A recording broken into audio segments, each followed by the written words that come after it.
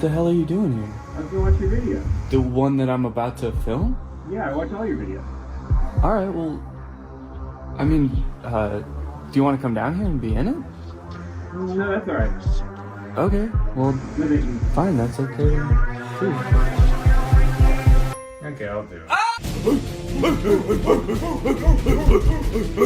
What's up, Greg? Welcome back to my YouTube channel here on youtube.gov. I'm here today, as you can see, with a very special guest. Can't wait to see who the special guest is. I'm just kidding, guys. Or Danny? Danny, the camera's over there. You don't want to look at the camera right there. No blinking. No blinking. It's disrespectful. Yeah, I got a special guest here, Drew Gooden. Everybody say hi. And I had kind of a fun idea to film for a video today. Today, we are going to be speedrunning conspiracy theory rabbit holes. I don't want to look at a rabbit's hole. Can we start the video over? I don't want to look at a rabbit's hole. I want to look at a rabbit's dick. Yeah. Well, I'll look at the hole if it's attached to the dick. Mm-hmm. But not any other. Are we washed? Before Drew got here, I created a brand new Instagram account with no algorithm, and I also created a brand new YouTube account with no algorithm. And what we're gonna do is we're just gonna type in a conspiracy theory into the search bar and see what reels Instagram gives us, see what videos YouTube gives us, and we're just gonna try to keep getting more and more crazy ones for that conspiracy until we reach maximum conspiracy, and then we'll be radicalized. Yeah, that's kind of the goal today, is to get radicalized and kind of like have completely different beliefs after the video than we do right now. So I think it'll be tough to know exactly when we've reached maximum conspiracy for each theory, but I'm thinking somewhere along the lines we'll feel like we're ready to assassinate a senator or something like that. Yeah, usually at that point it's probably time to assassinate a senator. That's usually how I know it's time to assassinate. Yeah, once I want to. Well, I guess the most basic conspiracy that we could start with is flat Earth. To me, it's not even conspiracy theory. Because if the Earth wasn't flat, I'd fall over. Not fall off, you'd fall over. I'd fall over because of the slope. Have you ever tried to walk up a hill? And don't say that hills is proof that the Earth is curved. No, every time I've walked up a hill, I fell over. Exactly. So, what are we just going to search flat Earth or flat Earth? I guess it's kind of telling what the fittest flat earther. If someone has a conspiracy theory, I will only believe them if they're in really good shape. All right, we're just gonna search flat Earth. I guess we could go through some of these pictures, but really what I'm looking for is an Instagram reel. I see the craziest stuff on Instagram. Are you yawning already? I'm so bored. 33rd degree Freemasons, who are also Satanists, provided us with the glow model to deceive and mislead us. Oh. Yeah, so the round Earth is like a prank by the 33rd degree Freemasons who are also Satanists. Yeah. I like the first comment. I'd love to learn more facts around this. People think I'm wacko for suggesting the Earth could be flat. You are. Can you downvote on here?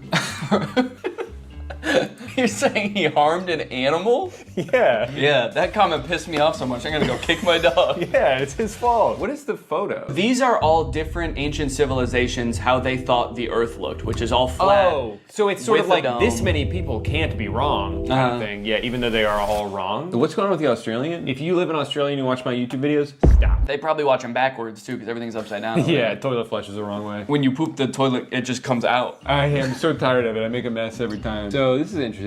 So Mars is like a hexagon? How can we view Mars and the other planets as mere balls of dust or gas? I'm gonna start saying that about my own balls. How can you see these as mere balls of dust and gas? Instead of what they really are. Balls of skin and cum.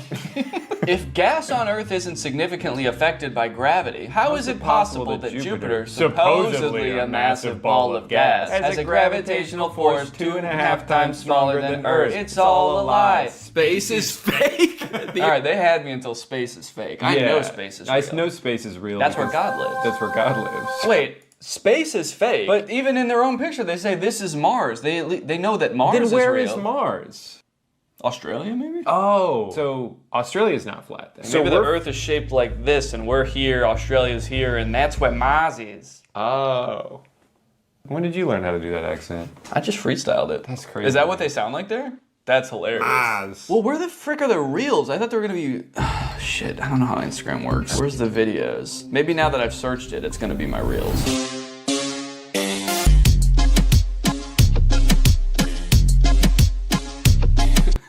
Just a quick cut to that. Checkmate, round earthers. If the Earth was round, I'd be falling over. Let's go on YouTube. Yeah, maybe we should go on YouTube. Yeah, I think the problem is that everyone's just so normal on Instagram. There aren't any like weird freaks. So I think we probably need to switch to YouTube because there's a lot more weird freaks on there. We would know. We can speak. We can attest We to can that. attest to that because there's at least 2 weird freaks on there with YouTube channels. Our toes are interlocked right now. That's how weird we are. Because if we let go, I'll fall down. So we created this Instagram account or this YouTube account from scratch. The only thing that we've looked up on it so far is Drew looked up Justin Bieber slowed down 800 times. It's beautiful. And it's beautiful. And we also listened to Sneaker Night by Vanessa Hudgens. Yeah, that was also my idea. So the results might be a little bit skewed towards Vanessa Hudgens' Sneaker Night. Mm-hmm. That's not like part of the conspiracy. That's my own mistake. I messed up. But from here on out, we're not going to influence it anymore. In any way at all. Okay, now I'll search Flat Earth. Okay. That's how Vanessa Hudgens radicalizes people. So hold on. Yeah, okay, even the YouTube search is biased against Flat Earth. It doesn't even, like, we're trying to view it objectively, but it's like, oh, Flat Earther debunked. Yeah. Flat Earthers funny moments. Flat Earth Dave. It's like, let me find out who Dave is. All right, we're gonna search Flat Earth. You know, do you ever do something and you think to yourself, like, I'm probably the first person to ever do this? Oh, yeah. I have to imagine we're the first people to ever search Flat Earth from the Sneaker Night watch page. Like, inspired by this song. That reminds me. I need to do my own research. Oh, it's Phil from Amazing Race. All right, well, we gotta hear him out. We gotta hear him out. You'd think that with the beautiful photographs that we have of our round blue planet, it would convince any doubters. Oh, he doesn't believe in the Flat Earth either? How did he get a job? And he's seen more of the Earth than most people because he does the Amazing Race, so you'd think he'd have some common sense. You'd think so. Well, hold on. Wait a minute. He works for CBS. Look up CBS's logo. Mm-hmm. Look up CBS's logo. This? Don't keep going, going. No! Stop! You're getting distracted. All right, look up CBS's logo. It's Big Brother. See, you think that Big Brother is gonna let you think independently? No, they're gonna open your noggin up, they're gonna fill it with all the thoughts they want you to have, and Phil is part of it. But probably Jeff Probst isn't too, right? Yeah, we're free thinkers. Basically, what we're gonna do is YouTube Shorts. Maybe we should be looking at more shorts. All right, if you two could shut up for a second, I have an important announcement. Today, I want to help you guys out with your budgeting a little bit. You can budget your car payments better, your travel, your groceries. Does that sound good? Well, then listen up, because we're going to talk about Rocket Money, the sponsor of today's video. Rocket Money is a personal finance app that lets you lower bills, cancel unwanted subscriptions, make custom budgets, and lower your savings all in one place. With Rocket Money, you can create a custom budget for any category in seconds. The app shows you where your money is going at all times and identifies your top spending categories and even gives you insights on how to better budget in the future. As someone who spends a lot of money eating out and not as much as I would like on travel, this is a great way for me to visualize like how much spending is happening in each category, where I can cut a little bit, where I can add a little bit. They'll also notify you when you have upcoming charges or when your balance is low. That way you can avoid overdrafts and late fees. And if that wasn't cool enough, Rocket Money can also help you lower your bills. Rocket Money automatically scans your bills to find savings. They can help negotiate bills for you, whether it be your internet service, your cable bills, and more. So you don't need to worry about those pesky customer service calls. Rocket Money's gonna get in there for you and negotiate the best possible rate for you. This is great for me personally because I am notoriously bad at looking for deals. I don't like to haggle. I don't like to negotiate, so the fact that this is built into the app makes it so much easier for me to know that I'm getting a good deal. So to save more and spend less, join the over 5 million members using Rocket Money today. Go to rocketmoney.com/Danny or use the link in the description to get started for free. Flat earthers, or some of them, believe that beyond the ice wall is this other world. I feel like that outer world thing, I've heard of this, but I've only heard of it recently. I wonder if that's like a new lore that just dropped, because I thought that the ice shelf was supposed to be the end, and then they were like, no, not only that, we know about Acton. And then there's another wall around here, and then Osiris is out on the outside. Do you think the Flat Earth conventions are just people trying to one-up each other with the amount of knowledge they know about the outer ring? Oh, you think this is the last ice wall? There's one more. Nope, there's actually 2 more. There's actually 3 more, and at that one, it loops back around and you're here again. That's more interesting than the Earth being flat, is that if you just keep going, well, that actually is just with the Earth, is if you keep going along the Earth, you end up back where you started. So we kind of all believe the same thing. They just have more ice walls in their theory. Talking about how there was this one man that went to Antarctica on his expedition back in the day, and I can't remember his name. Flat Earth. Can't remember his name. Can't remember name. Sneaker Night extended cut. I can't remember his name. It was probably Vanessa Hudgens. Vanessa Hudgens, Sneaker Night. Proof of Sneaker Night. Internet famous flat earther has gone all the way to Antarctica to put hold his theory to the And he test. proved himself wrong. They always prove themselves wrong. I want someone to prove himself right. Just once, please. Just once. I mean, that's the thing though, is like the internet is so, it creates little bubbles for you. So if we did have an algorithm that was pro flat earth, it would be littered with flat earth videos and we would be like, this all confirms what I already believe. Where's that guy's mouth? Yeah, if the earth is round, where's that guy's mouth? Well, gravity's still technically a theory. We know that there's an up and a down. As far as Coriolis, I was in the military and I've shot weapons and She's just threatening him. Yeah. So basically, you're gonna believe what I believe because I have a lot of experience with guns and missiles. As far as Coriolis, I'm gonna fucking kill you. What kind of weapons, if you don't mind me asking? Like ICBMs? Well, I'm wearing a vest with a bomb on it right now. Okay. What will it take for you to detonate that? If you say one thing that makes me question my beliefs, I'm gonna kill all of us. Okay. And so how do you feel about sunsets? They think that there's like these enormous structures.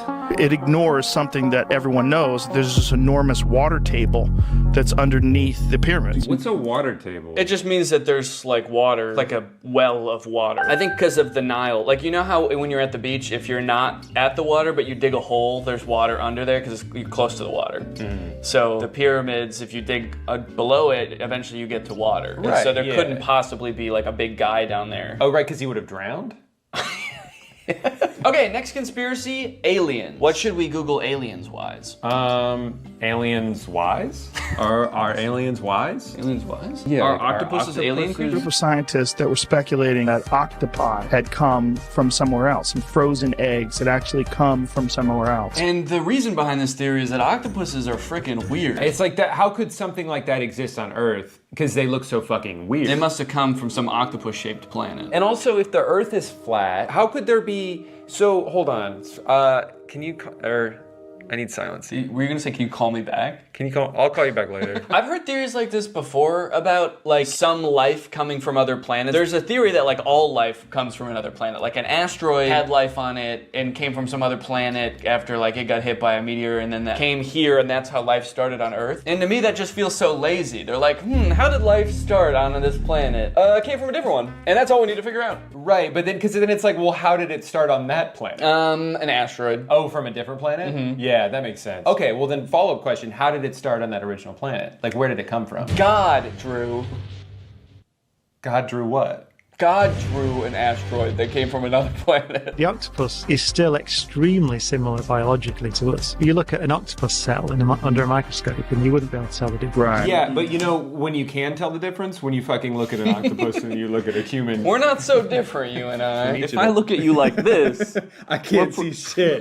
You might as well be an octopus up against my face. Veteran describes strange alien encounter in Vietnam. I like that strange is in all caps. What if it just said, veteran describes pretty normal alien encounter in Vietnam? They should have done veteran in all caps out of respect. And we should probably stand for this out of respect. Yeah, I think so. Whoa! Dude, it's not flat at all in here. There in the shrubbery, coming out of it, are little gray entities about 4 foot tall. That's how I'm trying to be. Oh, you're just saluting? Till the day I die, I'll remember what the little entity said to me. And the way he said it, it was like, Clifford. He was like, I'll never forget what this little guy said to me and the way he said it. Yeah, he said, and then he blew up. He exploded. I think he was asking for help. I'll never forget that. And the way he said it, it was like, Clifford, you are not supposed to be here. I mean, he's right, we weren't. You normally don't carry your weapon on full automatic. I put it on full automatic and I started to fire and I yelled out, VC, VC. And that was to alert the other troops that we were no longer alone, that there were a number of little guys there, I'll put it that way. I'll put it that way. I'll put it away your brain can understand. Little guys. So the alien said, what are you doing here, Clifford? And that's how I knew he wasn't from Earth. It was dark. There was a small guy in the bushes who asked me what I was doing here. Gotta be an alien. Gotta kill the alien. Gotta kill him. Oh, he already exploded. Job's done. Said, even though we're at war, we don't put our weapons on full automatic. I did just for this guy and no one else. And I killed him. Also, is this guy's name Clifford or did it? His name's just Veteran as far as I know. That could be why he's so confused too. Yeah, I'm not fucking Clifford! You are not supposed to be here. I feel like this illustration's doing a lot of heavy lifting in this story. He's just describing a pretty normal encounter, but then because of the illustration of aliens, it's like, man, they must have been aliens. Yeah, But a little guy came out of the bushes. He looked like a regular Vietnamese man, and the picture is of like an octopus. So all of the comments believe him and are pissed. They're like, way to go, Clifford. The little dudes were trying to bring about peace on Earth, and you blasted them. Like, way to go, man. We almost had peace. And you gave them a demonstration that we are a species not to be trusted or helped. Good job, Clifford. They're like, your story is 100% real, and we hate you. Well, and then this person's on his side. It's like, he's been consistent about these events ever since they happened. Yeah, because that's how he remembers it. You can still be consistent about something that didn't happen. Wasn't used to the ganja. Just imagine smoking this 35% THC. They smoked that back in 1980 when they smoked weed that had to be 6 to 8% THC. I am sure I would have seen some crazy shit. And let's go ahead and report him for animal abuse. More like plant abuse, because he's smoking the shit out of that ganja. Ganja! Clifford explains who are the gray aliens. Okay, well that'll be helpful because the last one was about the gray aliens. How exactly do you become an expert in that? Do you think it's Clifford again? Yeah, well he definitely seemed to have a lot of expertise because he saw them with his own 2 eyes. And he shot them with his own one gun. Gray aliens are perhaps the most commonly encountered extraterrestrial species that we know, named for the coloration of their skin. Oh, they're gray aliens because they're gray aliens. That they've been hybridized multiple times, and we're seeing a lot of different types of features. So there's a basic... I can't get into them now, but we're seeing many types of features. This is only a YouTube short. I simply don't have time to go into great detail. Wait, my son got kidnapped by them. When he was 9 years old, he was missing for a day. He told us that they have created us humans and need to create more humans in other planets and need his blood. I believe my son. Let's click on this guy's profile. Bullying his son. My son played with them when they abducted him, and he confirmed that they acted like little children. And they said, Clifford, what are you doing here, Clifford? Aliens think everyone's name is Clifford. Oh, what up, Clifford? Welcome back, Clifford. I think every human they see is the same human that they just saw. Good, you look very different today, Clifford. What a strange planet only inhabited by one man named Clifford. Who changes shape every day. Don't shoot me again, Clifford. Your bullets have no effect on my robot body. But they have extreme effects on my feelings, Clifford. It's the intention that hurts. As my son has mentioned, when he was inside the ship... As my son has mentioned countless times, you guys. My son, who's an expert, 9 years old, got abducted. It's a computer-based reality which they created long ago, and many souls were kidnapped and then put inside these machine bodies, so they used what is known as spiritual necessity. You think this guy's ever done drugs? No. He's too busy. He's trying to get his son back from the aliens. I believe him because they were in my house around 1997. Unfortunately, I panicked so badly they didn't speak. I regret it now. I might have gotten answers, but I couldn't believe what was happening, and I had 3 little girls asleep in the house. Two of mine and one of my best friend. Huh? Wait, I had 3 little girls in the house, 2 of mine and one of my best friend? I think his best friend was a little girl. Yeah, my daughters were hanging out with my little girl best friend. They have so much in common because they're the same age. And when the aliens came in, I panicked. Because I didn't want them to wake up, my best friend. So yeah, I guess aliens, the little gray guys, must be very shy. Because if you panic a little bit, they're like, oh, sorry, Clifford. We'll come back later, Clifford. We have to go now. We are gray. So now it's just these two talking to each other. Yeah, what, did they visit you again? They told my son that they will come again, but they didn't come anymore. He saw a tall man with blonde hair. Okay, wait, hold on. So the story is falling apart a little bit. He's like, yeah, he saw all aliens. And it's like, okay, well, there was one blonde guy. One guy with blonde hair. And I guess some of the aliens they kind of looked like they had regular hair on their head. They had regular Vietnamese hair, and they were just short little guys. Speaking Vietnamese, I couldn't understand a word they were saying. It was like some sort of foreign language to me. I shot him. My bullets did have an effect on them. I'm writing this from jail. Your son is wrong. At least mostly. I can confirm there was a tall blonde guy. Wait, also report encountering tall, chalk white, blonde-haired, blue-eyed, barefoot. Barefoot. So he's saying that people who were abducted by the gray aliens often report the presence of a Drew-like entity as well. Yeah, and that is how they refer me as the Shining One. And they do not blink. But I don't know, I blink. What was it that you said to me when I started recording this video? No blinking, it's disrespectful. No blinking, it's disrespectful. I have to go. I've been found out. I never should have agreed to do a conspiracy video with you. It was only a matter of time. Yeah. Channeling Bashar has definitely changed my life in profound ways. Now, again, not everyone has to believe that Bashar is real. That's good. Yeah, that really works out for him, whether you believe me or not. That's the great thing about being crazy, is that you can believe whatever you want, and even if other people don't believe it. Even if it makes no sense, it doesn't matter to you. So he delivers information, which he sometimes calls an instruction manual or the formula. And when people follow it as precisely as possible, with an open mind. That's such a great caveat to say that if they follow it closely with an open mind, then it will work. Because if it doesn't work for someone, he would just say, well, your mind just wasn't open enough. You clearly had some reservations about it. And that's the only reason it didn't work. And Bashar could tell. Yeah, he's very skeptical with people. How to channel Bashar. So it looks like there's only one person in the world who even thinks Bashar is two real. shirts. He has one shirt, but it changes colors when he channels Bashar.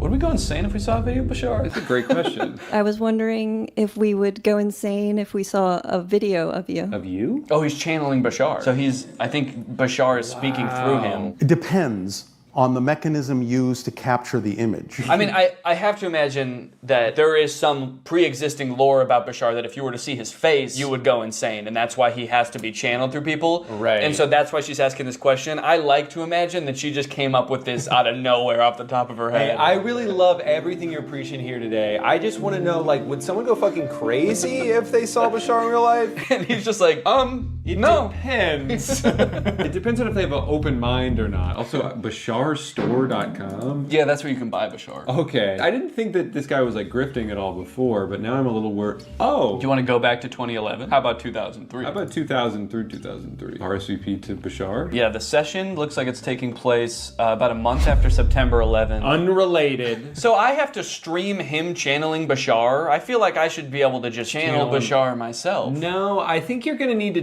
do it through a Bashar expert. I definitely feel like he needs... About 500 grand. We could do. Yeah, do you think 500... While your video technology may be capable of capturing certain extraterrestrial beings, it couldn't capture. My eyes roll back in my head. It's just coming from my mouth. While your video technology... Oh my god!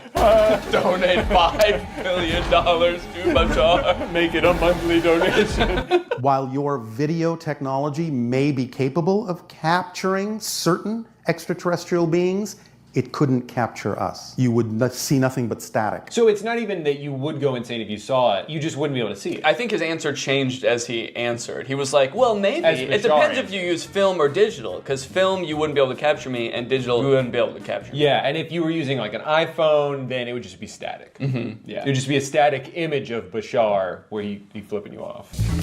Nice try, asshole. I'm going insane. Another type of recording, maybe. Maybe not. Depends. Depends on what? Oh man, how much money do you think these people paid to go ask this guy questions? As much money as Bashar wanted, man. All right, well we can move on to a different conspiracy at this point. What do you think? Wait, I got to channel Bashar. He's just flipping me off. Oh, he says I can watch it. Okay. But don't look at him or you'll go insane. Okay. One sec. I'm getting a call from Bashar. No, don't. No, he's FaceTiming you. Don't answer.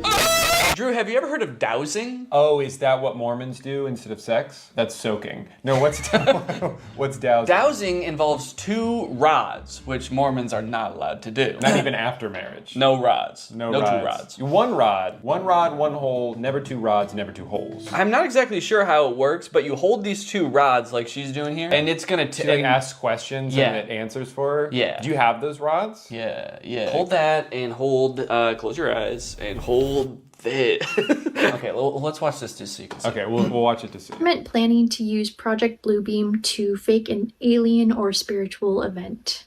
No, thank you. Right off the bat, I like how much lore is required to even understand her first question. Well, yeah, the first thing was, is the government going to use Project Bluebeam? And I don't know what that is. To create a fake spiritual or alien event. I don't know what that is. Well, the answer was no, so you don't have to worry.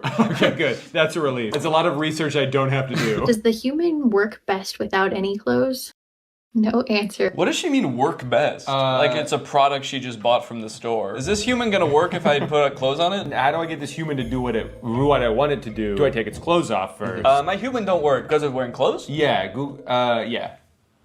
I had nothing to add to that, sorry. Does space have wormholes? Yes, thank you. I'm curious who is providing the answers. Maybe she's connecting with some kind of spirit or a alien? maybe? Yeah, who is she asking ultimately? It's not aliens, it's just the Well, rods. so Reiki, energy work, and spirituality. So is she connecting with a ghost, like a spirit? Oh. How the fuck would they know if there's wormholes in space? Well, because they died.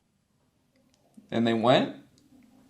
When you're dead, you know that when you're dead, you find out. Okay, so she's holding the rods. She's communicating with ghosts. The ghosts are just sort of like coming up and going this way, or they poking it the other way. Yeah, sometimes they actually go like, yes.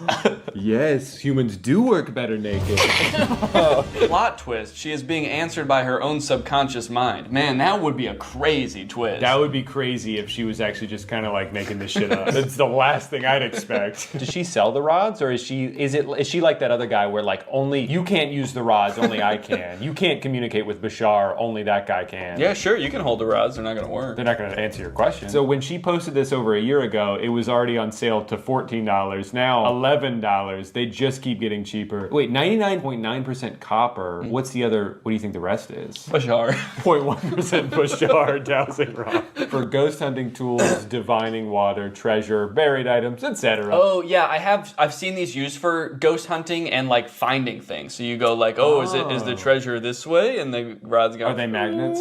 I don't know. Go on YouTube and search like treasure hunting with dowsing rods. So would you just follow them, or they're saying yes, no, yes, no? Oh, X marks the spot. Gotta dig. Hands out, and he's in a graveyard. There's treasure everywhere. I just don't understand who he's contacting. Is there a ghost whose job it is to help you find treasure? A greedy ghost who wants you to finish the job. Guys, if you don't think dowsing rods is real, when I die, my unfinished business is going to be helping people find treasure. So if dowsing rods don't work now, they will in about 2 months. 2 months? This is how you program your dowsing rods. Program? Help me find treasure. Help me find treasure. Kill Danny. Kill Danny. How would they kill? They would go and spin so fast they slice your head off. Hey, you don't want to fuck with dowsing rods, man. Especially not the ones I just told to kill you. It's an important clarification. It's not the rods that answer, it's the spirits you communicate with. The rods don't know shit. Yeah. The rods are merely a vessel to communicate what the spirits have told them. You could really just hold your fingers like this. You don't need to buy those stupid rods. Okay. Spirits. Am I in love with Danny? Spirits. Kill Drew. Everyone's yes and no is going to be different, so you should ask your rods to show you a yes. Can you show me a yes? A dead bird falls from the sky. Thank you. Oh, so it has nothing to do with... Okay, I can put those down. Dowsing twig. Oh, you can use just a dowsing twig, according to Wikipedia. Oh, could we make one ourselves? As long as it's L-shaped. You got anything L-shaped in here? No, only W's in here. Chat, spam W in the chat. Chat, spam W in the chat. Spam W in the chat. Chat, I'm recording another video over here. Just chat, spam W in the chat. Spam. Yo, you been live streaming this? Yep. At twitch.com/Danny. Chat, kill Drew. Go chat. Keep Drew alive. All right, let me see if I got anything L-shaped in here. No, I don't think so. Oh, it's too bad. Yeah, sorry.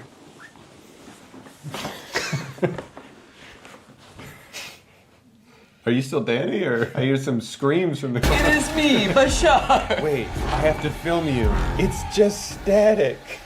A static image of Bashar flipping me off. And his dick's out, too. Hey! Classic Bashar. You know what they say, if you see Bashar, you go insane. If you see his dick, you suck it. You gon' suck it. That's what they say. If you see Bashar's dick, you gon' suck it. That's what he said in the video. Oh, yeah, no, I saw. It was on the YouTube short. He said, yeah, it depends on the type of video technique, and if you see his dick, you go suck it. What do you think this is? Just how to chug a pint of any liquid in a second. You can drink anything in one ginormous sip. Was it coming out of his nose? And that wasn't the drink, that was blood. Yeah, that was, do not do this. I said, if you guys live in this private jet for 100 days, I'll let you keep it. It's a really nice... If you guys can survive this video of Bashar, I will give you $5 billion. Well, just a warning. If you see his dick, you go suck it. You scared of Pepsi?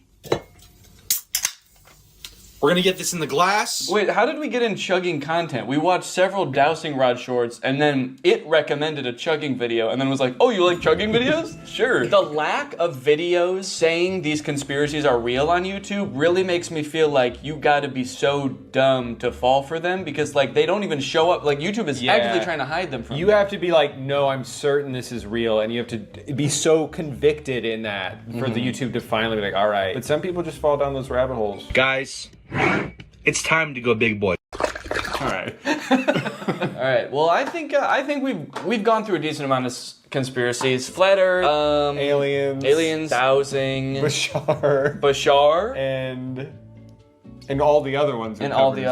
Etc. Etc. Ugh, don't get me started on etc. Yeah, she was a wild thing. So, what do you think that you've learned anything today? I mean, do you think that you? Okay. See you guys next time. What's up, Greg? If you've seen my video about the Disney Channel original movie Zombies, then you know I have some deeply troubling feelings about that movie. It's a very poorly made, weird, cobbled together metaphor for racism. And on top of that, a lot of the lore surrounding the zombies doesn't make any sense. So I ended up walking away from that movie feeling like I had so many unanswered questions, which is why when I found out there are 2 more movies in this franchise, I was honestly thrilled. I could actually get some answers to my questions. They'll dive into the lore a little bit deeper. Then I watched the movie and realized that was a very dumb assumption to make. This movie does not answer any of the questions that you might have had about the first movie. In fact, it introduces a whole bunch of new lore that like is even more confusing and also kind of contradicts with the lore from the first movie. Now, all of that might lead you to believe that this movie is gonna be really bad, like even worse than the first movie. But honestly, this movie is not that bad. Also, it has 100% on Rotten Tomatoes, so technically speaking, this is a perfect film. So strap in and get ready, because I don't know if you've ever seen a technically perfect film before, but this is what one looks like. The movie starts off right away, changing the lore that we all know. Welcome back to Seabrook, where belonging is everything. It wasn't always this way. There was a time when we had to protect ourselves. Right, we all remember that. In the first movie, you explained how the power plant blew up, zombies invaded the whole town and started killing and eating people. How could we forget? Legend has it that when the first settlers came to Seabrook, they found wild beasts with sharp claws lurking in the forest. Wait, so these beasts are different beasts? These are a different sect of beasts? Which sparked an epic battle. There was a war? Seabrook settlers bravely fought off the monstrous attack and discovered a powerful energy source. And that mysterious power source basically powered the entire town until that one fateful day when it blew up and created beasts.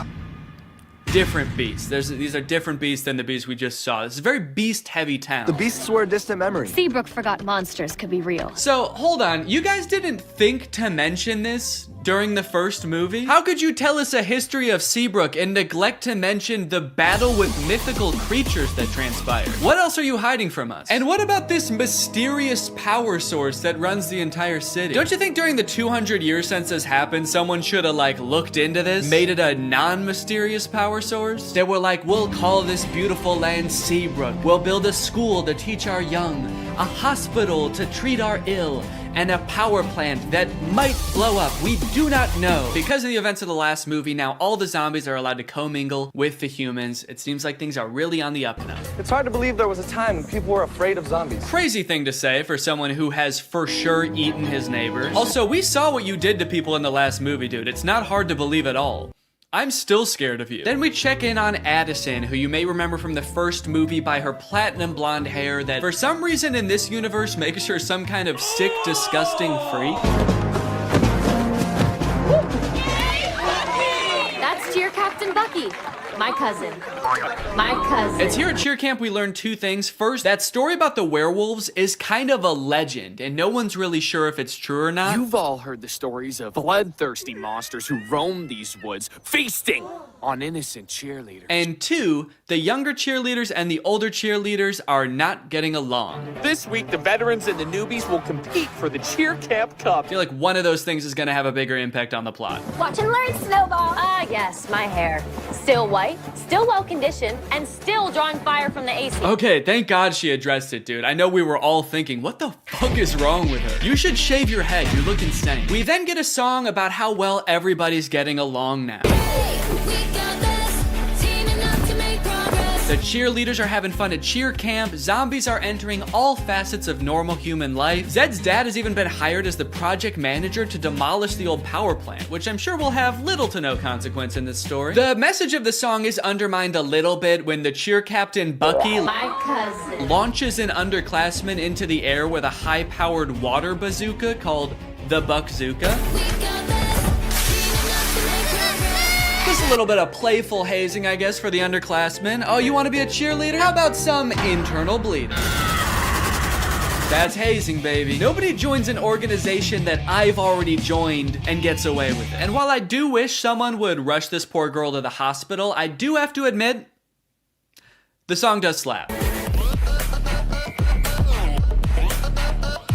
The music in the first movie sucked in my opinion, but the production quality of not just the music, honestly, but the whole movie is way better in this one. Probably as a result of the success of the first movie. The first one was very popular. So they were like, look, this next movie, you know, it's not gonna make any sense, but it's gonna look fantastic. The lighting on that girl as she flies through the air with 12 broken ribs is gonna be so good. I wish that I could call. I hope you get my letter. Addison is hoping that Zed will write to her while she's at cheer camp. They have a bit of a love connection going on, as you'll remember from the first movie, but Addison never will get those letters because the older cheerleaders are shredding them and turning them into pom-poms for the underclassmen to use. Addison, I hate to say it, I don't think these cheerleaders are teaming up to make progress with you. I think they're conspiring to ruin your life. On the way home from cheer camp, love is in the air. Cheerleaders are asking each other to prawn. Yes! I got invited to prawn! Which is Seabrook's version of prom. Their mascot is like a shrimp or something, so I guess that's why it's called that. And for the first time this year, zombies are allowed to go to prawn. Bree is actually hoping that Bonzo will ask her to prawn. Getting invited to prawn sounds great, but Bonzo won't even look at me. Meanwhile, Bonzo is locked in on her, carving her face into a threatening-looking apple. And Addison gets a surprise of her very own because Zed has devised a very intricate way of asking her to be his date. Addison, will you?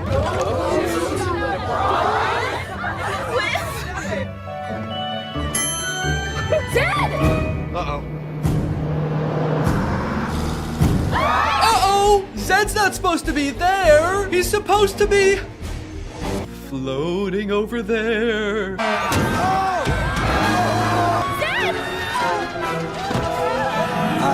Addison, help! I'm gonna fucking die! Addison! The bus crashes into a gated forest called the Forbidden Forest, and Addison goes running off to find Zed, but what she ends up finding are werewolves. We're surrounded by werewolves. So here's where the movie started to lose me a little bit, and I know this is a perfect film, so this is probably something wrong with me, but I feel like when I look at these werewolves, they're not werewolves. They're just teenagers living in the woods wearing dead animals. You might be thinking, okay, these are people who are gonna become werewolves at some point. No, these are what the werewolves look like. They even go out of their way to show a full moon in one of the shots to be like, no, this is as werewolf as they're gonna get. These are outdoor teens with dead animals on. That's what werewolves are. And that's just how it is for the entire movie. And on one hand, I guess I understand because like true to form werewolves would probably be super expensive to do and make look good. But also, you guys didn't have to make a movie about werewolves. That was your choice. You already had a whole universe with zombies in it. You didn't have to add another creature. Or you could have kept the movie exactly the same as it is and just not called them werewolves. You could have made up a new creature. Just called them outdoor teens. It would have made sense. But no, you had to drag werewolves into this. You said this movie will be about werewolves. It will be an integral part of the story. And our costume budget will be $4. A few scenes later, a werewolf sneaks into the town of Seabrook and finds a drawing of like an actual werewolf that Zed's little sister drew. And he takes it back to the other werewolves and they all start making fun of it.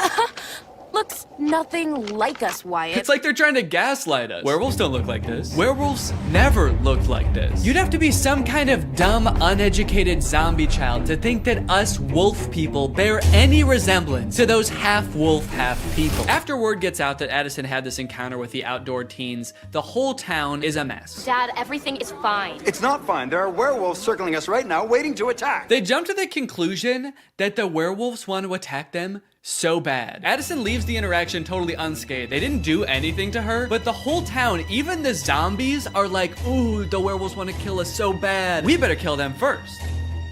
And eat them. Typical zombies. So the leaders of the town decide to reinstate all emergency monster laws. All anti-monster laws are reinstated. This sets up one of the big conflicts in the movie because, as you know, Addison wants to go to prom with Zed, but one of these anti-monster laws is that zombies aren't allowed to go to prom anymore. Zombies can't go to prom.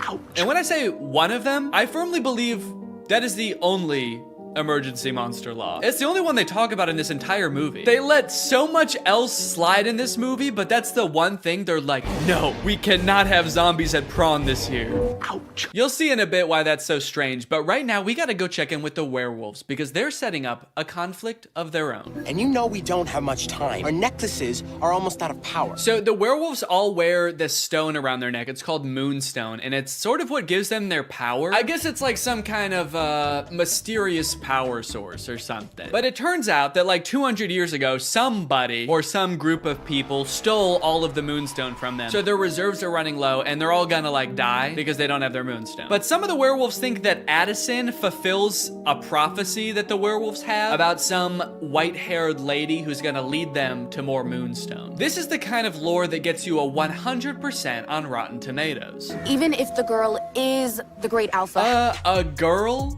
The great alpha? I'll believe it when I see it.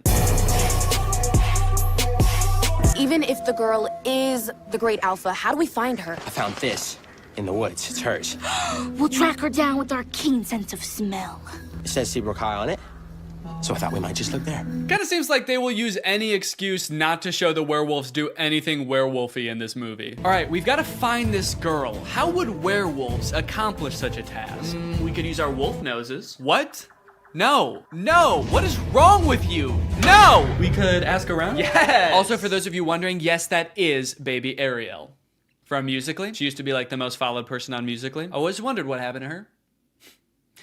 Guess she lives in the woods now. We find the girl, and if she's the great alpha, she'll tell us where the Moonstone is hidden. We go in the morning. We go tonight. That's right. They're not gonna wait around. They have to go tonight. So they march out of the Forbidden Forest, down the streets, and into Seabrook High, singing about how they own the night. Then they open up a vent and crawl into it, and they wait until morning. So kind of seems like they didn't really need to go at night, did they? They all file into the vent so dejectedly. They're like, maybe we should have researched what this place is. I guess we don't know what a school is. They're not here at night. Imagine they accidentally went on like the last day of school before summer. A janitor finally comes in after 80 long days and finds 20 dead werewolves in a vent. That day at school, Bucky and Zed both decide to run for class president. Zed because he wants to reallow monsters to go to prom, and Bucky, I don't know, he probably wants to like divert more of the school's funding towards an unmanned drone for the cheerleading team. But then, suddenly, I will make Seabrook a place that embraces zombies and werewolves. What? Where? Oh, there? What a lucky guess. How can you tell? People peering in through glass doors? Yep. Those teens live outdoors. Man. Will. We can't go to war with the whole town. We'll never find the Moonstone if they're on high alert. Yeah, dog, I think that ship has sailed. You guys just charged them growling and gnashing your teeth. I think they're on high alert. Hey, all that stuff we did back there, that was just, we were just messing around. We're just a bunch of friendly teens. Don't look at her. Do not look at her. Sorry. We werewolves so admire your town, and we just came here to join your school. Okay, well, that's obviously not allowed. You guys were about to kill them, and also the emergency monster laws are in effect, and there's definitely one forbidding such things. Technically, the Forbidden Forest is within the school district. What? So, welcome to Seabrook. What? Wow, guys. The emergency monster laws are working great. No, you did so good. You did such a good job. They were so close to killing you, and they only stopped because they found out Bonzo's not allowed to prawn. So good rule. So just like that, the werewolves enroll at Seabrook High. And wait a minute, all of the werewolves look the same age. Are they all teenagers? Or are some of them like 80 years old? Are some of them babies? And how does that work in dog years? Are they going to classes? I don't even know if they know how to write. They're not gonna be able to find the Moonstone. They're gonna be too busy failing all their classes. So Zed is worried about losing the class president election to Bucky, so he decides to go over the new untapped voter base the werewolves. Werewolves of the swing vote. Hello, wolves. I'm Zed. Do it like the zombies do. Yeah, for some reason I feel like the werewolves aren't gonna care who becomes the class president. They don't know what a president is. They don't know what school is. They live in the woods and they wear moonstone, dude. You have no fucking clue. Come on, we've got moves to bust. Throughout this whole movie, Addison has her own thing going on too, where she just feels like she doesn't belong anywhere. That's right, despite being a bleach blonde cheerleader at a Disney Channel high school who was literally elected captain of the cheerleading team in this movie, she just doesn't fit in. I don't feel like I belong anywhere, where. Which makes her that much more susceptible when the werewolves come a-knocking. The werewolves are starting to get desperate, and given that they think that Addison is the great alpha, which again, she could not be, they bring her back to their cave and ask her for help. I believe you're the great alpha. I believe you're a werewolf. That's it! That's why she doesn't fit in! That's why she has ugly hair. It's because she's a different species. It finally makes sense. So they do a little dance, they do a little wardrobe change, and now she's a werewolf. Damn, that was a fast costume change. Did she know they were gonna rip her clothes off down there? This seems terrifying if she didn't. The rest of the gang gets worried when they realize Addison is gone with the zombies, so Zed shows up and he just fucking kills one of them. Holy shit, dude. And we never see that guy again. I think he's dead. The explosion came from Seabrook Power. Seabrook Power is the birthplace of zombies. A little lime soda mixed with some mysterious energy, and bam! Zombies. Nice story, but it doesn't concern us. Nice story about you and your unknown electricity fuel, but we've got our own problem. We're looking for a mysterious power source. But it does concern you, Willa. That could be your moonstone, right? Oh shit, she's right. So for the rest of the movie, Addison is like pretending to be a werewolf. She shows up to school the next day and she's like, I'm a werewolf. I've always been a werewolf and I've always known I was a werewolf. Addison, if you ever expect to be cheer captain... Well, maybe I don't. Maybe I'm not meant to be cheer captain. Maybe I'm meant to be eating gerbils. What do werewolves do? I actually don't know what they do. I know I am one, I just don't know what we do. Then we get the presidential debate between Zed and Bucky, and this is how all presidential debates should go. I'm a real human. There's no danger in that. They're real monsters. Man. What if they turn back? There should be singing, there should be choreography. One of the sides should be claiming that the other is a dangerous beast. And President Biden, how would you respond to that claim? He wants to eat me! He's trying to fucking eat me! The demolition of the power plant is imminent, so the werewolves rush there to stop the mayor from destroying all their moonstone. Via song? It does not go very well. Arrest them! Oh my god, dude, he said arrest them, not gas them. Colloidal silver. That'll tame those beasts. You know, for a government that just found out werewolves exist, they sure seem to have the exact chemical compound that would hurt them most. Colloidal silver shuts down their nervous system instantly. Just a hunch. Then Addison and the cheerleaders show up, and then Zed and the zombie show up, and now they're all singing, trying to convince the mayor to shut this thing down. Okay, at this point in the song, they're just having fun with it, man. They're just splashing around. I don't even think they're trying to convince the mayor anymore. He's not even in that part of the power plant. He's just standing alone in the main entrance now. You can hear music just vaguely echoing through the plant. Okay, I get it. I think I figured it out like 20 minutes ago, guys. Okay, so I've got good news and I've got bad news. The good news is they decide not to blow up the power plant. Stop the detonation. The bad news is the demolition guy accidentally does it anyway. Well, shut it off. I can't. And also, Addison finds out she's actually not a werewolf.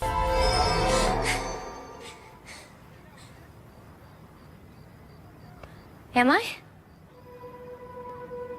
Bree's like, I don't know. They sort of just look like regular people to me. You look like a teenager who lives outside. She's not a werewolf. Oh, That's so embarrassing, dude. We all saw you act like a werewolf. You dressed up like one and everything, dude. No! Don't worry, this movie does end with them finding a way to access the Moonstone underground. They transport it to Prawn, and then they dance all night in the iridescent glow of this mysterious power source that is surely exposing them all to a dangerous dose of radiation. And then at the very end of the movie, they hint at another sequel, which seems to have something to do with aliens. Weird. And that is Zombies 2. And now it's time to talk about our sponsor. This video has been sponsored by...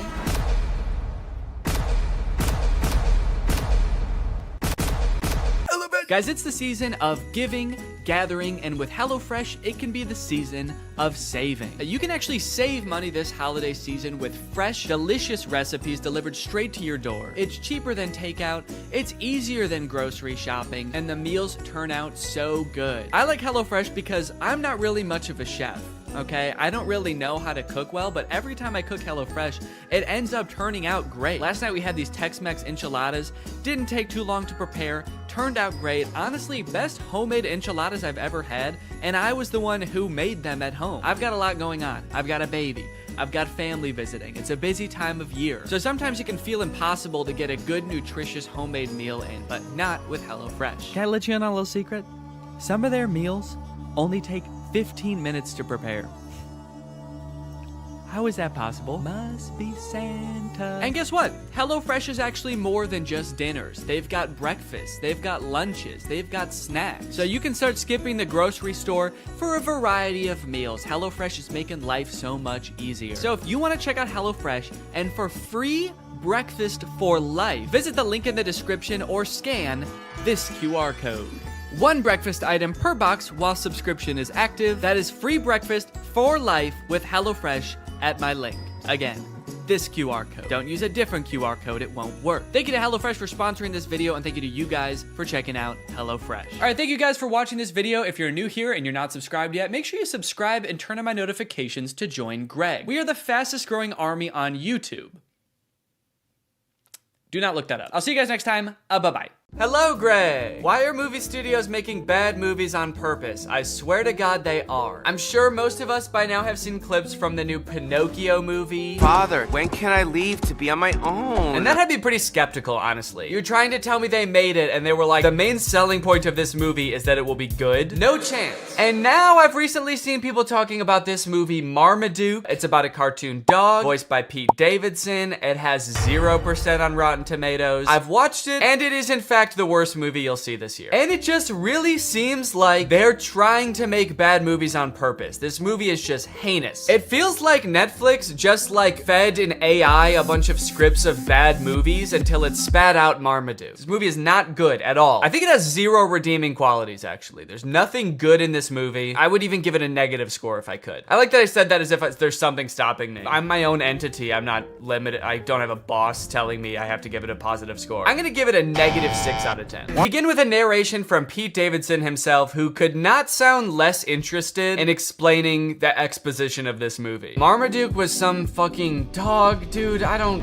care. I'm dating a Kardashian, man. You think I need this? I personally don't have a problem with Pete Davidson. He's a funny guy. He was not up to the task of being the main character in this movie. This is a cartoon dog. You need someone with like a crazy range. Pete Davidson's emotions range from high and pleased down to high and indifferent. That's about all the variety you're gonna get out of Pete Davidson. After watching the movie all the way through, I'm not even 100% sure that Pete Davidson even knows he's in this movie. I haven't seen Pete Davidson do any promotion for this movie. I don't think he's done interviews talking about, you know, getting into the role of Marmaduke. I would not be surprised if they just like took audio excerpts of Pete Davidson from like other TV shows and just like found a way to make a movie about a dog around them. Go ahead and look at the characters in this first scene here and tell me, what is your reaction? Art is subjective. What you like depends entirely on your life experience, your personal taste, you know, where you were born and raised. For example, I was born in the 1990s on Earth, and I hate every single one of these characters. There are 3 body shapes in the universe of Marmaduke. There is eerily slender, bouncing egg. That's right, they don't walk. The round characters, they just kind of bounce from place to place. And then there's Mom. Mom has a serious case of the Pixar mom syndrome. I guess the creators of Marmaduke decided to take a page out of Pixar's book when designing the mom, and then they ignored all the other pages in the book about like how to make a movie. Anyway, through a little bit of narration, we find out that the reason Marmaduke is not allowed at this party is because he's basically a terror to the family. Marmaduke is a nightmare. He chases the cat, he tackles the local butcher for some bones, he beats the shit out of the dad. This dog is terrorizing his family. This is a bad boy. What if this family wasn't going through enough already, dude? Look at the dad's nose. Look at his nose to arm ratio. He doesn't need this right now. He's got bigger fish to fry. His nose is about 3 times thicker than his arms. What the hell? Compare that to Marmaduke. And the shot where he's just beat the shit out of the dad for his comfy chair. He's jacked. He looks like a kangaroo. They're living with a wild animal in their house, and this dad's arms are made out of wet spaghetti. And Marmaduke has the audacity to be upstairs in the window like, come on, let me into the party. What is it, cause I like steak a little bit too much? And it's like, no, dude, you keep beating up my family.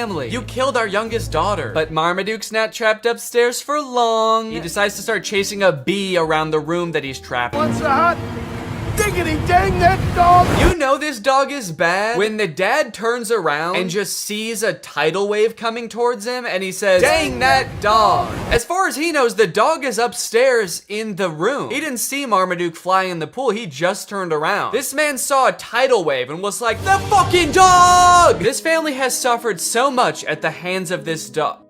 Sorry, paws of this dog, that the dad could see like an overseas power plant collapse and then explode and be like, I know Marmaduke has something to do with this shit. Anyway, this guy is Guy. His name is Guy. He is Drew Gooden's biggest fan and he is a dog trainer. That's enough for today. That's enough for today? You didn't do anything. You just hurt a dog. You didn't teach him any tricks. He doesn't even know how to sit. All right, the first trick we're gonna learn today is how to dodge a punch. Okay, it looks like you didn't get it today, but we'll try again tomorrow, okay, buddy? Anyway, I guess after showing Marmaduke how violent he is and all of his like cool martial arts skills, Marmaduke is like, wait, actually maybe I do want to get trained by this guy. And they make it seem like it's because like Marmaduke is so impressed. I personally think it's because Marmaduke is so scared. He does agree to finally be trained. So cue Marmaduke getting trained montage. Or sorry, Marmaduke getting tortured montage.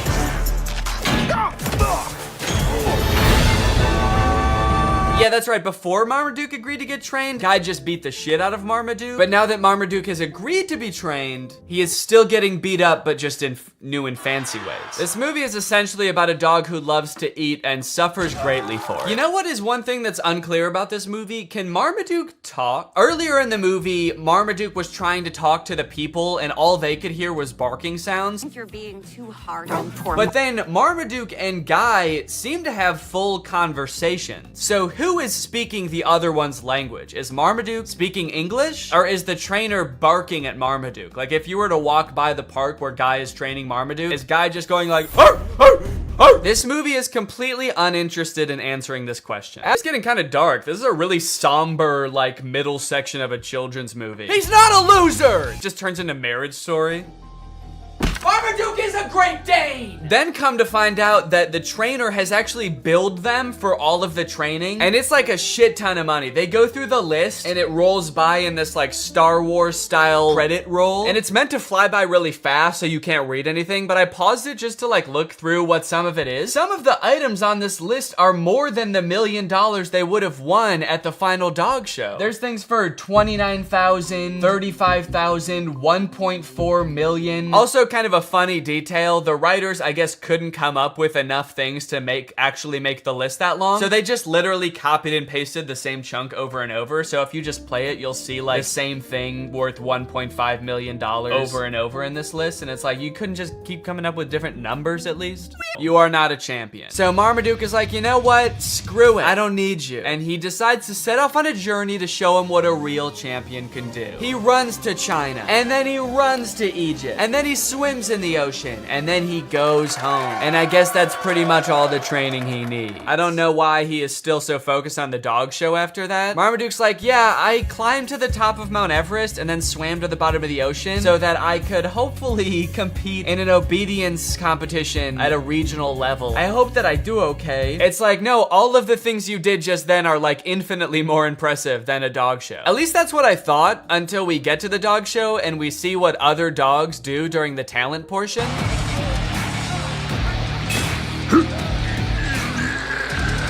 Okay, so the bulldog is winning the talent competition. The bulldog is winning the whole show. Forget about the other dogs for a second. There is no way that Marmaduke can do anything near that impressive. I know he ran around the world, but he just ran and swam. This dog lifted up a convention center. The other dog's not quite as impressive. One of the dogs dances, pretty lame. And another dog did like a half fight, half rap in like a magical bubble environment. So that was pretty cool. I didn't know there was magic in this universe. They just decided to spring that on us in the last like 20 minutes of the movie. But I just don't understand how they were able to continue the competition after the bulldog lifted up the building. If I was in the crowd, I would be on my hands and knees crying after that. I don't think that it's fair to continue the show. Okay, Zeus actually hypnotizes the crowd. That's actually pretty impressive. Yet another use of magic. I like that they're really doubling down on that in the third act of this movie. Also, I'm getting a lot of parallels from the Disney Channel original movie Zapped in this movie. Although I don't think anyone beat the shit out of a dog in that movie. Also, hang on a second. If hypnosis exists in this universe and it is like a thing that can be done effectively, why the hell did the trainer need to beat the fuck out of Marmaduke? If in this world it's possible to mentally make a dog do whatever you want, what sick thrill did Guy get out of assaulting Marmaduke? It's almost like that wasn't even training and he just, like, what if he did hypnotize him and then he was like, and now the rest of this is just for me. Anyway, it's time for Marmaduke's portion of the talent show. Now, everything else up until this point is so insane that like anything Marmaduke could do, even if he did something really cool, would be kind of underwhelming. But like, even with that in mind, Marmaduke just does the dumbest shit. His boy owner gets on his back and they just like run around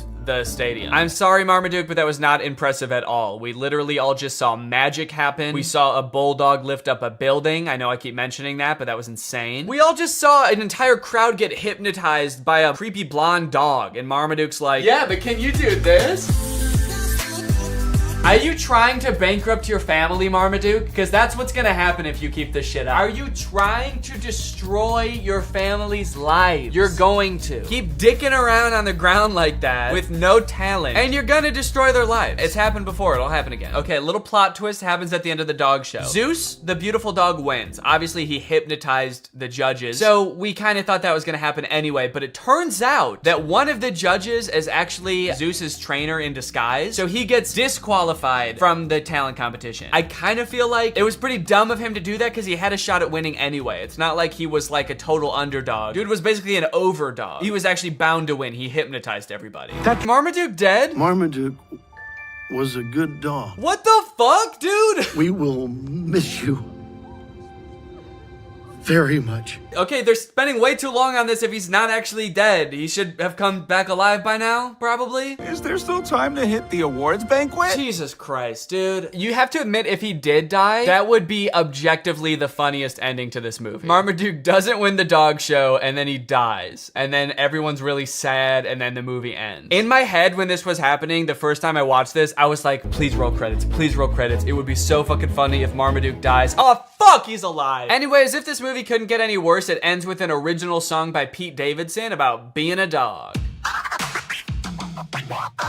I'm the biggest dog around, the greatest Dane in the whole darn town. But my family doesn't understand. I gotta eat, it's my command. Did they give Pete Davidson 40 seconds to write this song? All right, Pete, it's time to record the ending song. What ending song? You guys didn't tell me there was gonna be an ending song. I don't know, man, you tell us.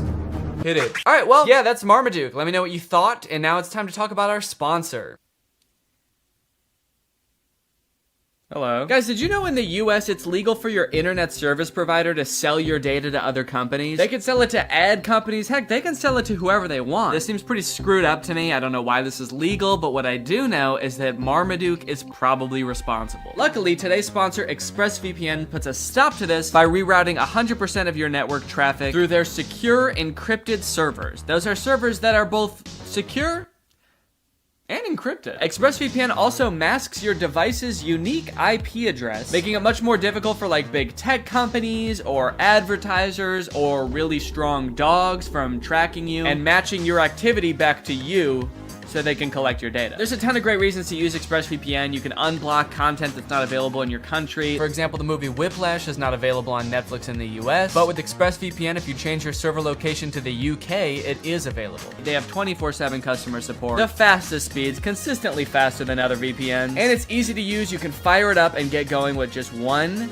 click. I've got ExpressVPN on my computer and my phone, pretty much every device that can have it in my house. So find out how you can get 3 months for free by visiting expressvpn.com/Danny Gonzalez. That's expressvpn.com/Danny Gonzalez. Thank you to ExpressVPN for sponsoring this video, and thank you to you guys for checking out our sponsor.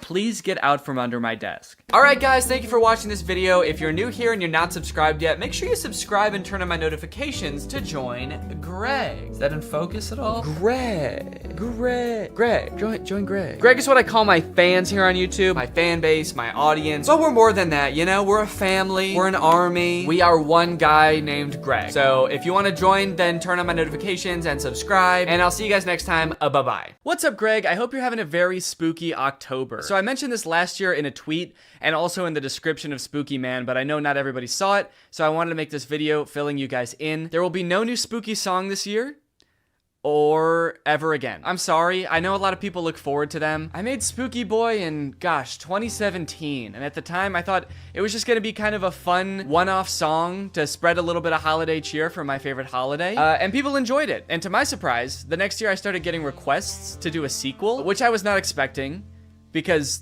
I don't know if songs usually get sequels, and maybe that should be more of a thing. Imagine Super Bass 2, Epic Bass.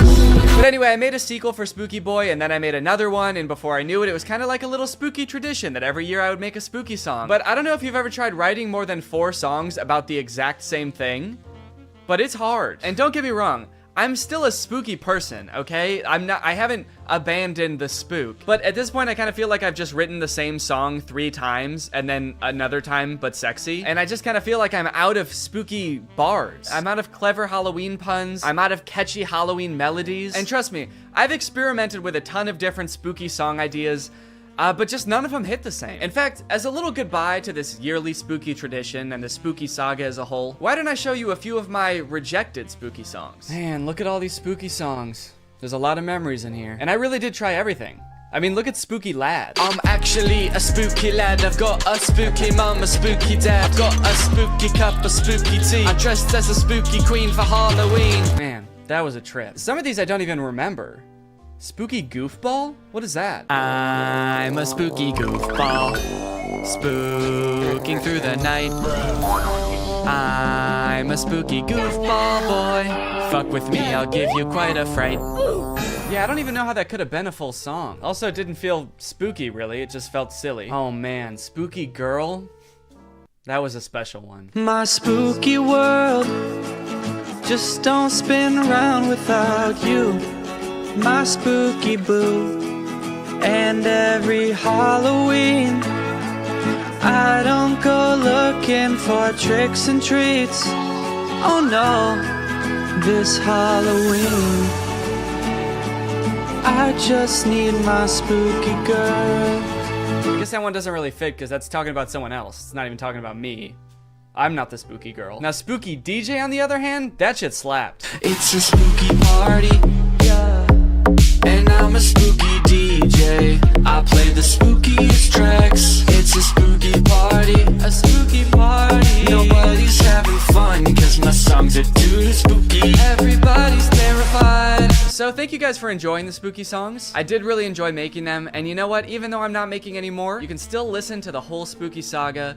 Those songs aren't going anywhere. And you know what? They're probably way better than any spooky song I could possibly make now because I'm all out of ideas. So go ahead and throw them into a playlist, listen to them all October long, and even after that too, because a real spooky boy is spooky all year round. And yeah, happy Halloween!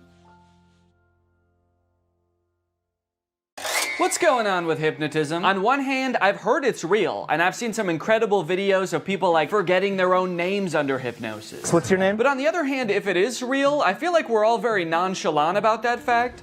Like, there are just people out there that can take over your mind for a little bit. How does that work? I especially want to know what's it like to be the person getting hypnotized. Give me an interview with the person who just forgot their own name. What happened to you? Anyways, I'm gonna try to get hypnotized like 3 different ways to find out if hypnosis is real and what it feels like.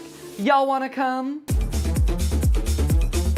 Good, because I actually already did the first one. I found this YouTube video called Can I Hypnotize You in 30 Seconds? And I thought that sounds quick to do. So I just did it right before I filmed this intro. Have you ever wondered, could I be hypnotized? Am I the sort of person that's susceptible to mind control? Well, it's not mind control, it's just thinking about things. And sometimes the things we think about are the things that happen. So if you want to try something, all you need to do is get your hands, put your hands together like this, and clasp them together like that. Now take your index fingers and put them parallel. And just focus your eyes on that gap between the two fingers. Just focus your eyes really strongly on the gap. And as you do that, imagine that the ends of your fingers are like magnets. And the magnets are getting stronger and stronger with every second. And the more that you imagine that the magnets are pulling your fingers together, the stronger they become until your fingers can get closer and closer. And if they are moving, if they're closing together, that's weird. I can show you how susceptible you are. If they're not moving, maybe that's because you're trying really hard to make it not. No, they're already together. Keep imagining that those magnets are pulling them together. They already are together. All right, well, I guess that worked. I don't know, is that hypnotism? Is that what hypnotism is? It kind of just felt like my fingers just wanted to be together, like when you hold them like this, they naturally do that. Do they just naturally do that? No, I guess I can hold them like this just fine. Okay, well, dang, maybe I got hypnotized that quick. The second type of hypnosis is hypnotherapy. I always kind of just assumed hypnosis was fake until I talked to a family member who said they got hypnotized to stop smoking. But apparently there are hypnotherapists all over the place who are more than happy to hypnotize you for a wide variety of things, like addiction, phobias, throat lump issues. Bad karma won't go away. These are real ones from actual hypnotherapist websites. As for myself, I'm hoping to get hypnotized to cure my lifelong battle with my nails. I've bitten my nails as long as I can remember. I hate it. Laura hates it. I bite my nails so much I chip my tooth. So hopefully this guy can fix it or at least replace it with like a healthier habit like smoking. I really want this to work, so I've intentionally like not looked up much about hypnotherapy because my instincts tell me it's one of those things that you have to like fully buy into, and I don't want to read something that makes me doubt it. So the only thing I know right now is that I'm going to be paying $450 over 2 sessions to get hypnotized via Zoom.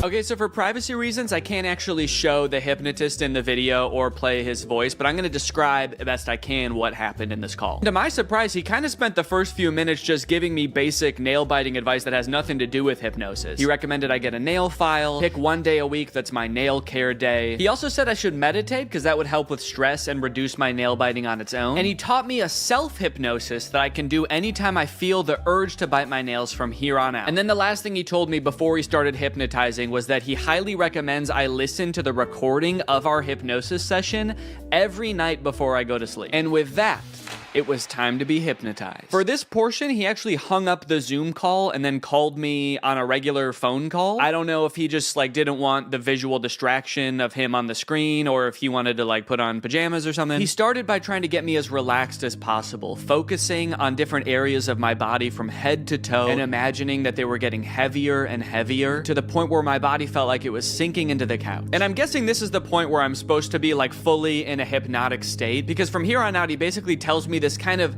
inspirational, energizing story that's gonna change my mindset around my nails. I followed his instructions, imagining my body dematerializing an array of light that shines around me, protecting my teeth and my nails. And I rode the ray of light to a peaceful beach, where I laid with a different version of myself lying on either side of me. On my left was the version of myself who bites my nails. On the right was a calm, cool, and confident version of myself with absolutely pristine nails. This was all a very peaceful and relaxing experience. I never did worry that somebody else had control over my mind, but I did have doubts as to whether I was really being hypnotized. It was a pretty long time that my eyes were closed, and I had a hard time paying attention for that long, so I'd catch myself thinking about other stuff, and then I'd be like, oh no, this is gonna ruin the hypnotism. And there were a few times the hypnotist did this alarming thing where he would just whisper a command like this. He'd be like, and now you're going to stop biting your nails. Anyway, all I had to do from here was decide that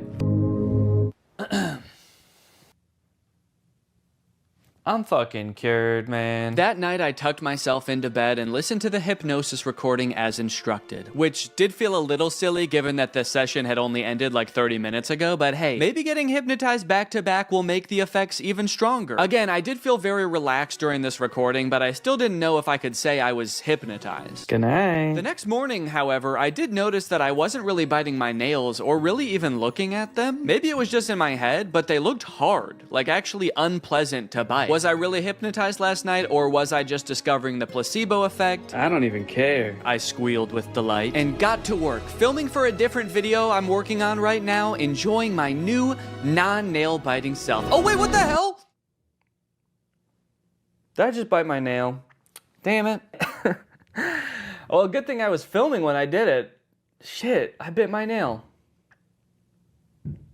Damn. Well, that's obviously not great. Man, I was really optimistic this morning that it actually worked and I was hypnotized, but then I stopped paying attention for 1 second, and I'm not just having the urge to bite my nails, but I already bit it? How am I supposed to stop biting my nails if my body just does it without even asking first? I'm worried now. I feel like I was just living an illusion this morning, and none of it worked. I just pulled the bottom card out of a house of cards and the whole thing just tumbled over. Maybe I am a nail biter and I always will be. And on top of that, I'm dumb for spending $250 on this. And on top of that, I'm ugly. Doesn't have to do with my nail biting. I just feel really down on myself right now. I did do the self-hypnosis that he taught me right afterwards. Again, still not exactly sure that that's hypnotizing me. I'm gonna continue doing everything I was supposed to do, listening to the recording, doing the self-hypnosis as needed, and meditating, and hopefully this was just a glitch and everything's gonna be fine. To my surprise, something did seem to change after this. The next few days, I did have a few instances where I lifted my hand to my mouth just out of muscle memory, but I caught myself right away, and after day 4, I wasn't doing it at all. I was listening to the recording every night, following the hypnotist's advice and taking good care of my nails, and they were actually almost starting to look normal. I had my second session with the hypnotist, which ran me another $200. Luckily, this portion of the video is sponsored by SoFi, who's here to keep us all on top of our finances. The hypnotist checked in on my progress. He said I was doing great, in fact, better than most people he works with at this stage, which I don't know if that's necessarily a good sign. During the hypnotism, I had trouble concentrating again. I guess I just couldn't stop thinking about how SoFi is the ultimate finance app that helps you bank, borrow, and invest all in one place. Not to mention, they've just launched SoFi Plus, America's most rewarding financial membership, all in one app. This time, the hypnotist led me through a story where I was attending a meditation retreat led by the Dalai Lama in Central Park. That sounds expensive. I must have been using SoFi Plus. You see, you can unlock more than $1,000 in value with qualifying activities in banking, spending, investing, and more, with exclusive perks that help you over time. That includes unlimited access to SoFi's wealth financial planners who help you make a plan and stick to it. Plus, members with a new or existing SoFi checking and savings account also unlock up to 3.8% APY on bank savings balances. That means you're earning 9 times the average national rate on your savings. At that rate, you'll earn more interest in 7 weeks than you would in 1 year in a big bank savings account. That's why SoFi Plus isn't just smart, it's how you make good choices. So head on over to SoFi.com/Danny, scan this QR code, or click the link in the description to learn more about how you can get your money right with SoFi Plus. Thanks to SoFi for sponsoring this video, and thank you to you guys for checking out SoFi. After 7 days, I was doing so well, I decided I could stop meditating and listening to the recording every night. I mean, it kind of seemed like I was done biting my nails. Surely I didn't even need those anymore, right? You guys, it's been 30 days and I haven't bitten my nails once since that first time. Peekaboo! Kind of a crazy way to reveal my nails. Look, now just because I stopped biting my nails, does that 100% mean that I for sure got hypnotized? No, honestly, no, I don't think it does. Honestly, I think it's possible that I was hypnotized, but I'm leaning towards I don't think so. Honestly, I kind of feel like it was all the other advice on top of listening to that very inspirational, albeit non-hypnotizing recording every night that actually made the difference. At the end of the day, maybe I didn't need to get hypnotized to stop biting my nails. Maybe I had it in me all along, which is kind of inspirational and also makes me feel like shit in a way, because then it's like, why didn't I just do this earlier? Regardless, I am still open to the possibility that I was in fact hypnotized. I feel like if I can get hypnotized by the stage hypnotist, then I'll know for sure what being hypnotized feels like, and then I'll know for sure if I was hypnotized back then too. Hypnosis is a state of focus. without much awareness of peripheral noise. You're concentrated on one thing and the world kind of slips away. This is stage hypnotist Chris Jones. He's been on America's Got Talent. He's performed all over the world for over a decade. So if anyone's going to be able to hypnotize me, it better be this guy. Also, the GoPro on my head died the second we started getting hypnotized, so don't get your hopes up for any shots from this camera. All right, fine, you can have this one, but that's it. Chris suggested that this would be a lot more fun with a group, so I got some friends together and we all sat down for a night of hypnotism. I want to know your opinions, and don't worry about hurting my feelings at all. I want to know if you think hypnosis is real, shenanigans, you need more evidence. Yeah, I believe it's real. I don't like saying this in front of you, like a harder wall for myself, because I feel like that's a challenge and that makes me like kind of uncomfortable. Yeah, I would say I think it is probably real sometimes. I think in general I'm pretty skeptical of like supernatural stuff, but I don't know, I really do kind of believe hypnotism. I really want to be hypnotized, but I feel like maybe it won't work on me. But I hope it does. Before we got started, Chris allowed some time for us to ask him questions about what was about to happen. Like whether all of us would get hypnotized or just some of us. I've done this in 50 states and 10 countries. I can hypnotize 25% of any given audience. So 1 or 2 people are gonna get hypnotized today. And it might be the camera person. I don't know. I really, honest to goodness, don't know. We also asked if he could tell if someone was really hypnotized or just faking it. When your head is up, we can tell. People hypnotized look like they've had a few drinks, or they're gonna look like they've been riding a car with Scooby-Doo and Willie Nelson for a couple hours. They're gonna look real relaxed, okay? For a second I was like, so like they look like Scrappy? We also noted that Brian seemed to be the one who believed in hypnosis the most, and he was also maybe the most nervous about what was going to happen. Well, what are you gonna do to me? That's a good other question. Like, what are you gonna do to me if I get hypnotized? Honest to goodness, I don't know. I'm gonna put my hand over all of you and tell you who I think is most likely to get hypnotized. I'm pointing in the direction of the person who I think is most likely to get hypnotized. Now, you won't see the induction often on TV or podcasts or even movies, because this next part, if you watch it in its entirety, it could hypnotize people. So they're gonna cut it up a little bit so folks at home don't get hypnotized while driving a car. So you put your hands together for me like this. The induction lasted a few minutes, and just like the hypnotherapy, it seemed to involve getting us really relaxed. So there's different strategies getting someone hypnotized. I have you focus on my voice and your breathing. So take a gentle breath in. And it seemed to rely really heavily on using our imagination. Like he had us imagine that our fingers were pulling together with magnets. And you can whisper the words to yourself or out loud. The word is magnets. 1, 2, 3, magnets. And then I see who's the best candidate. The best personality, people have a great imagination. Imagine I put a 10-pound brick into that empty palm. So your palm just starts to get more heavy. And then I make them drop and sleep all the way down, every muscle and every nerve. Allow your eyes to open. Deep breath in, slowly, gently, 1, 2, and 3, eyes open. Yes, so we understand. You can see like a before and after, and you see their faces getting a little bit of that drunky or like stony look to them. Brian, of course, yeah. What's happening? What are you feeling? Tell us your wife, because you are a great candidate for hypnosis. I can totally tell. You are there. Danny's there as well. I just want you all to interact in a moment, but what are you feeling right now? I'm just hanging out with the crew.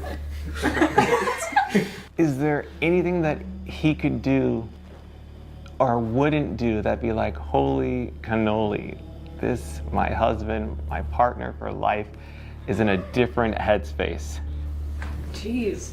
I don't know. I was hoping this wasn't going to happen. I wouldn't be put on a spot like this. I don't know. What would you not do?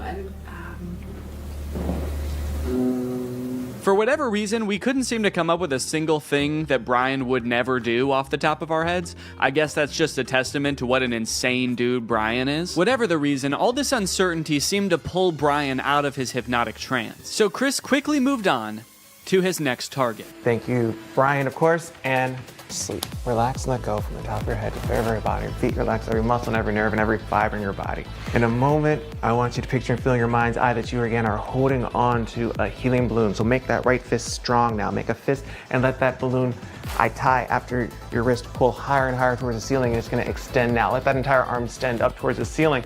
Focus on nothingness but that feeling of lightness now. 3 numbers, you're gonna open your eyes, but your arm is stuck, cemented, cast iron in that position. You can't get your arm down. That's just the crazy shit. That's just how it's gonna work for the next 2, 3, 4, 5, 6 minutes. Your arm is stuck until I unstuck it. Eyes open. So this again is the hypnotic state. Everyone experiences it in different forms, shapes.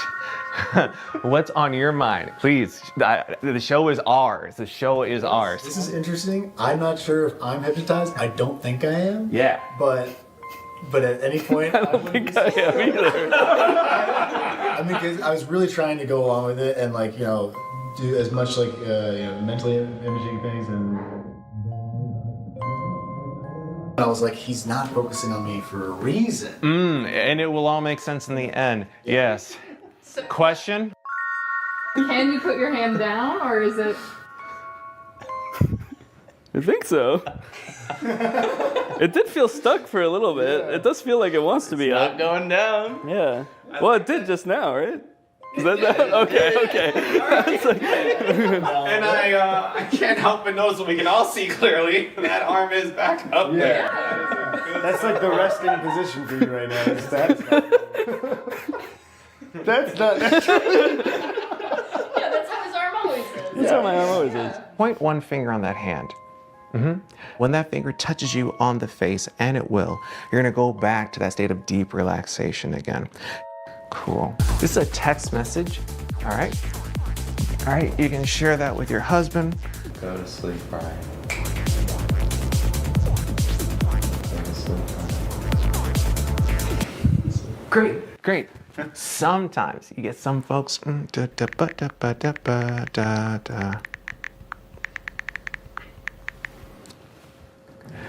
3, 2, 1. Danny, wide awake. Hey, your homeboy has a text for you. You can just read that. Go to sleep, Danny. I will go to sleep. Okay, clearly the dynamic changed here a little bit, and I'm still not exactly sure what happened, but somehow both Brian and I got snapped out of whatever might have been going on. But just I heard you guys all leave. I didn't know if I was supposed to stay asleep or what. So even though it wore off pretty quickly, I think we can all agree by the look on my face, I was in some different kind of mental state, at least for a little bit there. So is hypnotism real? Maybe so. What does it feel like? Well, just ask Danny from right after the hypnotist left. I'm curious, did it seem like I was hypnotized? Yes. Okay. A little bit. Because I feel like I don't really think I was. Really? Naturally, what followed was about 20 minutes of the rest of the group trying to convince me that I was in fact hypnotized. Physically, I was shocked with how much you guys collapsed. You two did definitely have like a very glassy. It almost feels like I'm gaslighting you about you being hypnotized. Like for somebody to come up and be like, sleep, and then you collapse is like such a suggestible state that is not your own. Am I just a little bitch that'll do anything anyone tells me? I can't believe it, but I genuinely didn't realize I was hypnotized until the next day when I watched the footage and realized how out of it I was. Okay. No, maybe I see a little bit of what he was talking about there. I do look a little bit out of it, actually. I guess in the end, hypnotism is real, but it doesn't feel at all how I thought it would. It kind of just felt like I was very relaxed, maybe even a little bit tipsy or like dazed. It honestly felt kind of good, and I think you can tell I was a little extra giggly. Hey, look, it says all those things on Google too. That's crazy. I didn't have to make this video at all. Now that I know what it's supposed to feel like, I guess I could say it's possible that I really did get hypnotized to stop biting my nails too. I just didn't understand what it was supposed to feel like. But I still don't know that I recommend it for the $450 I ended up paying, especially when there's a bunch of free hypnosis sessions on YouTube you could probably just try. Damn, I can't believe I'll never bite my nails again. Thanks for watching, guys.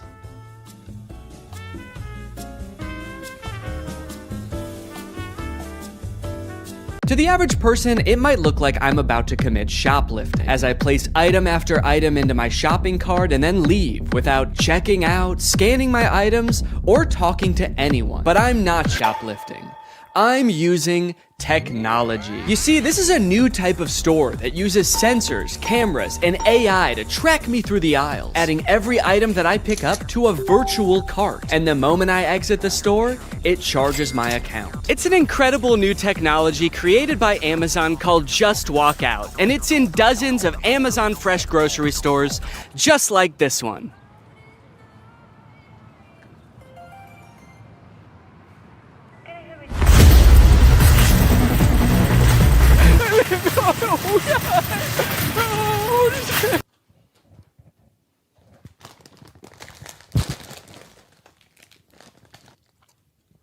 I'm not just gonna not eat them. Okay, anyway, where was I in the script before I became a criminal? Oh yeah, they're an incredible new technology. They're called Amazon Fresh Stores, and they are a gigantic lie. You see, while Amazon was touting these stores as a cashierless solution that allowed them to use AI to cut out all of the on-location workers, it turns out what it really meant by AI was anonymous Indians. Amazon's Just Walk Out stores relied on 1,000 people in India watching, not AI. So it turns out that even though they started implementing this technology in stores in like 2016, as of 2023, Amazon still needed 1,000 people in India reviewing about 70% of all orders to make sure that it worked. In other words, it didn't work. It's just crazy because, like, why did they lie, you know? They didn't have to implement this technology into stores. I don't think anyone was asking for this. And yet, I feel like this kind of thing has been happening a lot lately. Tech companies have been taking some big swings and some even bigger misses. Like so big that in this baseball metaphor, the pitcher's throwing it right down the middle and the batter is in the stands just bashing some fan's head in. And that's why I've gathered you here today at Greg Tech's 2024 Developers Conference, where I will be testing some of the year's greatest tech flops. Starting with the Humane AI Pin. I did a video on the AI Pin when it was announced months ago as this sort of AI-powered phone replacing device that you wear on your shirt. And look, personally, I'm all for rethinking the form factor of the smartphone to make it less distracting while still maintaining all of the functionality, but unfortunately, the AI Pin did the opposite of both of those things. In the demos on their own product announcement, it was screwing up hard. It was messing up facts. It also seemed super difficult to use. And it seemed like they were being intentionally vague about what the thing even did in the first place. It's a standalone device and software platform. It seemed like the type of thing that literally only a sucker could buy. But that turned out not to be true because I bought one. I ordered this thing in like February and then didn't hear from them for a few months until April, when I got an email alerting me that it was time to set up my account. And boy, was I excited. So I'm gonna be honest, I kind of forgot that I bought this, but now my AI pin is ready to be personalized, apparently. Before we can ship you your AI pin, you will need to complete a few quick steps. So I have to set it up before they're even gonna send it to me? Kind of feels like they're calling my bluff. You don't really want this thing. How committed are you to the AI pin? Will you set it up before we even ship it to you? You probably won't configure your Humane subscription, set up your AI pin passcode, and add contacts. And honestly, I don't really want to do those things, but I guess they're not going to send it to me unless I do. It's time to set up your AI pin. There comes a time in every young man's life where he has to set up his AI pin. It's a rite of passage. Oh, that's fun. Woo! Is this it? Am I setting it up? Get a little over here, a little over here. It turns out that in addition to the $700 I spent on this thing, I also had to pay $24 a month to access features like the wireless network, cloud storage, and AI services, which in layman's terms are all of the things that the pin does. Luckily, the first 3 months of this service are free, so I probably will never have to actually pay for it. Set up your passcode. Okay, could you guys not look? I'm about to type in my secure passcode. Okay. Your passcode is easy to guess. Consider setting a more secure passcode. Yeah, but could it be so simple that it's actually, you would never guess it? All right, I'll change it. How is that easy to guess? It's my birthday. I guess does it know my birthday? Do you know my birthday? Fun fact, I actually didn't know this before recording this video, but it turns out almost every single combination of 4 numbers is easy to guess. How is that easy to guess? But eventually, I reached into the dark recesses of my mind and came up with a number combination so random, so quite frankly disgusting, that no one, not even God, not even me later in this video, will be able to guess it. Okay, well let me write this down somewhere so that I don't forget it. Already using my phone for something because I don't have the pin yet, so I have to use the phone to remember the passcode to the thing that is gonna replace my phone. Connect your services. Oh, cool, I can connect my Google Photo and Title services, which I have both. And just like that, I was done. I have solved Humane's riddles, and now they have to send me my prize. All right, well, I guess the next time you see me, I'm gonna have the AI pin in my possession. It might even be right here. Okay, we'll see if I remember to do that transition. I don't remember the transition I was gonna do, so don't ask. At first I was pretty surprised by how big the box was. I thought that I had just ordered a little tiny pin, but I guess it comes with a bunch of accessories, like a sticker that just says Humane. Cool! But you guys don't care about all that. You guys just wanna see the pin. And my God, she was beautiful. What? Oh, shit. Okay, that's my bad. No, I thought that it was gonna be attached in there more securely. Come on, Danny, you dunce! But a dunce who was about to become half dunce and half machine. Oh! Oh! In order to start using the pin, I had to unlock it with my passcode, which was explained to me via the laser ink display and an extremely coherent AI voice. To enter your pass, tap the touchpad, push, and then pull your hand out to get started. Then raise it if you don't see the laser ink display. Okay, this is kind of crazy though. Look at it. Look at this. This is like the weirdest way to type in a number ever. I'm gonna do my passcode now. Wrong. I forgot what my passcode was. Incorrect passcode? What would I have made my passcode? I forgot that I made a passcode. I forgot that I wrote the passcode down in my phone. I tried to click forgot passcode and it told me to go to this website to change it. But somehow, in order to do that, you need to know your existing passcode. Luckily, I recorded me making the passcode so I could go back and watch the screen recording of me doing it. If I was not a YouTuber recording a video about this product, I think I would be locked out forever. Come on, come on, come on, please. Yes, yes, welcome Danny. All right. After months of waiting, I was in. Now it's time to see what this device is capable of. What is my name? Your name is not currently known. Please provide it if you would like it to be remembered. Actually, what's a cool kind of techno cyber sounding name that you could call me instead? Creating name. How about Neon Vortex?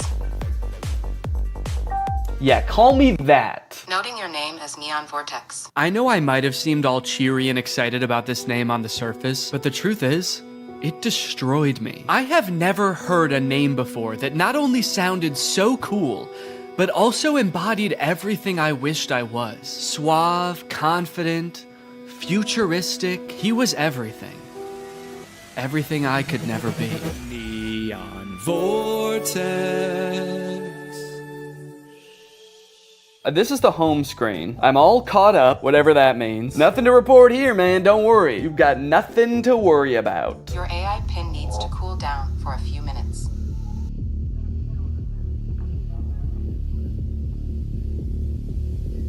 What? Yeah, so apparently it does that. Like a lot. If you use the display for more than 10 minutes, or the pin is in close proximity to a heat source, such as, I don't know, the human body, then it'll shut itself down so it can cool down for a few minutes. But hey, man, that's fine with me, you know, that just gives me more time to think. To think about him. The next day, I decided to put the pin's basic phone functionality to the test. Things like calling, texting, navigation. Since this thing is essentially supposed to replace your phone, it should be pretty convenient to do all this stuff on the pin. It should be. The weird thing is it seems like you can't make any changes to the pin on the pin itself for some reason. So if you want to change any settings or add contacts, which I needed to do to test this as a phone, you have to use Humane's web portal on an inferior device like a computer or a phone. Gross! Not a great start for the pin, but now that I have done that, I should hopefully never ever have to use one of those ancient relics again. It's just one flashing green speck over here. I guess the laser ink display is already kind of messed up. Probably not a good sign for this technology, but you know what? This is a new thing, this whole laser ink display, so I will, whoa. Cowboy Carter, time to strike a match. What am I playing? Beyonce? and Dolly Parton. Don't know how I started playing that. Guess that's just a feature. If you make just the right gesture, it'll start playing the newest Beyonce song that exists. All right, let's start off by trying a phone call on this thing. I'm gonna try to call my wife Laura to tell her that I miss her. Call my wife. I'm sorry. I couldn't find a contact for my wife. Okay, fair enough. It doesn't know who my wife is, so I'll just tell it. If I tell you who my wife is, will you remember? Your AI pin can remember who your wife is if you provide the information. Excellent. So I told it, my wife's name is Laura. Please remember this. It's very important to me. Updating memory. Noting that your wife is Laura. I wish people said that every time you told them something important. Updating memory. Yo, what's up, dude? My name's Paul. Updating memory. Analyzing Paul. Great, so now we're both on the same page. My wife is Laura, and I want to call my wife. So now it will call Laura, right? Call my wife. Multiple matching contacts. Which one do you mean? Laura Fuexlow or Claire? What? Claire? The girl I went to college with. Unfortunately, I did have to go back onto my computer to figure this out, and amongst all the data stored within my portal, like my name being Neon Vortex and the tunes I've been rocking out to lately, was the answer. My wife's name, according to the pin, was Lore. It thinks my wife's name is Lore. No, that's simply not correct. So I went ahead and fixed it in the portal, you know, that's what the portal's there for, so I fixed it, I changed it, and now it's gonna work. Call my wife. There are multiple matching contacts. Which one do you mean? Oh my god. Call Laura Fuchel. I'm sorry. I couldn't find a contact for Laura Fuexlow. How? Okay, so at this point, I don't know what was wrong. It was just like straight up forgetting which contacts it had. It said it couldn't call Laura because it didn't have her contact. Then it said it couldn't call Eddie because it didn't have his contact. Call Eddie Burback. I'm sorry. I couldn't find a contact for Eddie Burback. Why not? And you might think, Danny, maybe there was an error transferring the contacts. Maybe it really doesn't have these contacts. But I know it had Eddie's contact, and do you know how I know? Because it could text Eddie. Can you text Eddie Burback? What do you want the message to say? Okay, all right. Still not sure if this is gonna work, but finally, thank God, it's letting me do something. Hey, Eddie, it's your... Is it... Cowboy Carter? Time to strike a man. No, I'm not trying to play Cowboy Carter. Oh god, now it's playing Metro Boomin. Stop. Anyway, eventually I sent the text to Eddie. It worked. I didn't have any way to know it worked because there's no screen on this device. You can't see what the message you sent said or anything. So I guess you just gotta hope and pray it goes through and accurately transcribes what you said to it, which frankly I am not confident in after the whole lore debacle. Okay. Eddie just texted my actual phone and said, I know you made a video on the pin and I'm positive this is you, but it still feels like a scam, LMAO. I'm too scared to text back to a random number claiming to be my friend. Regardless of scaring my friend, the text went through. This was a huge confident boost. Time to try calling my wife again. Call Laura.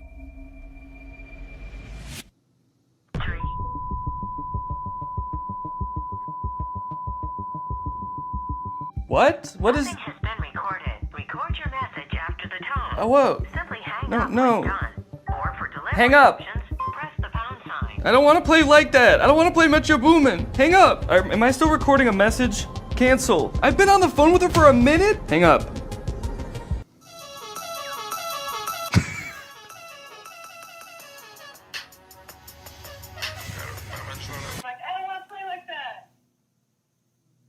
It was some man being like, I don't want to play like that? I don't want to play like that. I don't want to play with your boom, man. Hang up.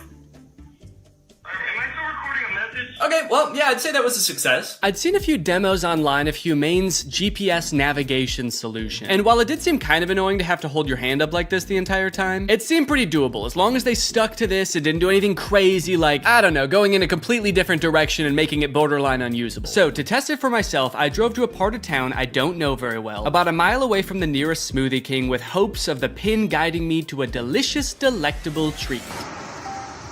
Navigate to Smoothie King? Head north on South Columbia Street towards East Gardner Road.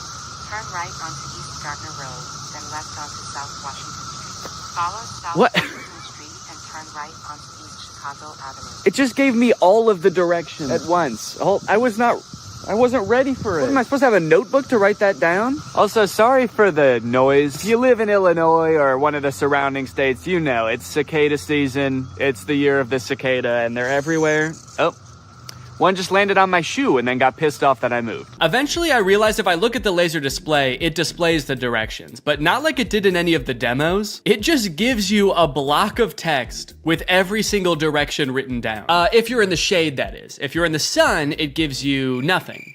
Can't see anything. I was very confused by this and thought surely this could not be right. What happened to all those demos? So just to be sure I wasn't missing something, I asked it again, and this time I got an even stranger response. Directions to Smoothie King. For accurate and up-to-date directions, consider using a map service like Google Maps or a GPS navigation. What? Can you give me step-by-step walking instructions to the Smoothie King? For step-by-step walking directions, it's best to use a navigation app like Google Maps for the most accurate and up-to-date route. I thought you had navigation instructions. What? So now not only was it forgetting things that it could do in the demo, it was also forgetting that it just moments earlier had given me step-by-step instruction. This thing was regressing at a rapid rate, and if I ever wanted to get to Smoothie King, I was just gonna have to use the directions on my hand and go. Okay, well, I guess I'm just gonna use those written out directions, which start with head south on this road, Columbia Street. And I actually don't know which way is south, so I guess I just have to use the sun to try to figure that out. So the sun is directly overhead. What does that mean? Okay, while I'm walking aimlessly, I just got a text from Laura. So I'm gonna use a feature that I've seen them use in the demos where you tell it to catch me up on all my notifications. Tell me what I missed. And it's supposed to like summarize all your notifications. Since I just have one, I assume it's just gonna tell me what Laura said. Can you catch me up? Your message to Laura Fuexlo says, "Can you catch me up?" Okay to send. No, I want you to tell me what Laura said. What did she say? Can you tell me what she said? Finding Laura. Finding Laura? Laura asked, "Okay, hello, what we thinking about lunch?" Oh no, guys. I told Laura that I was having a smoothie for lunch, and now she's saying that she wants a smoothie for lunch too, and I didn't have the heart to tell her that I was just meandering aimlessly down the street with no clear end in sight. And I told her I would get her one, which means I'm on a time crunch now. So that's when I had to kick it into high gear. Walking under the beating sun through a sea of cicada corpses, I trudged, and I trudged. Then I realized I had been walking the wrong way for 10 minutes, so I trudged the other way. And after about 35 minutes, I finally made it. I got my smoothies. Let's go. Let's go. Take a picture of my smoothies.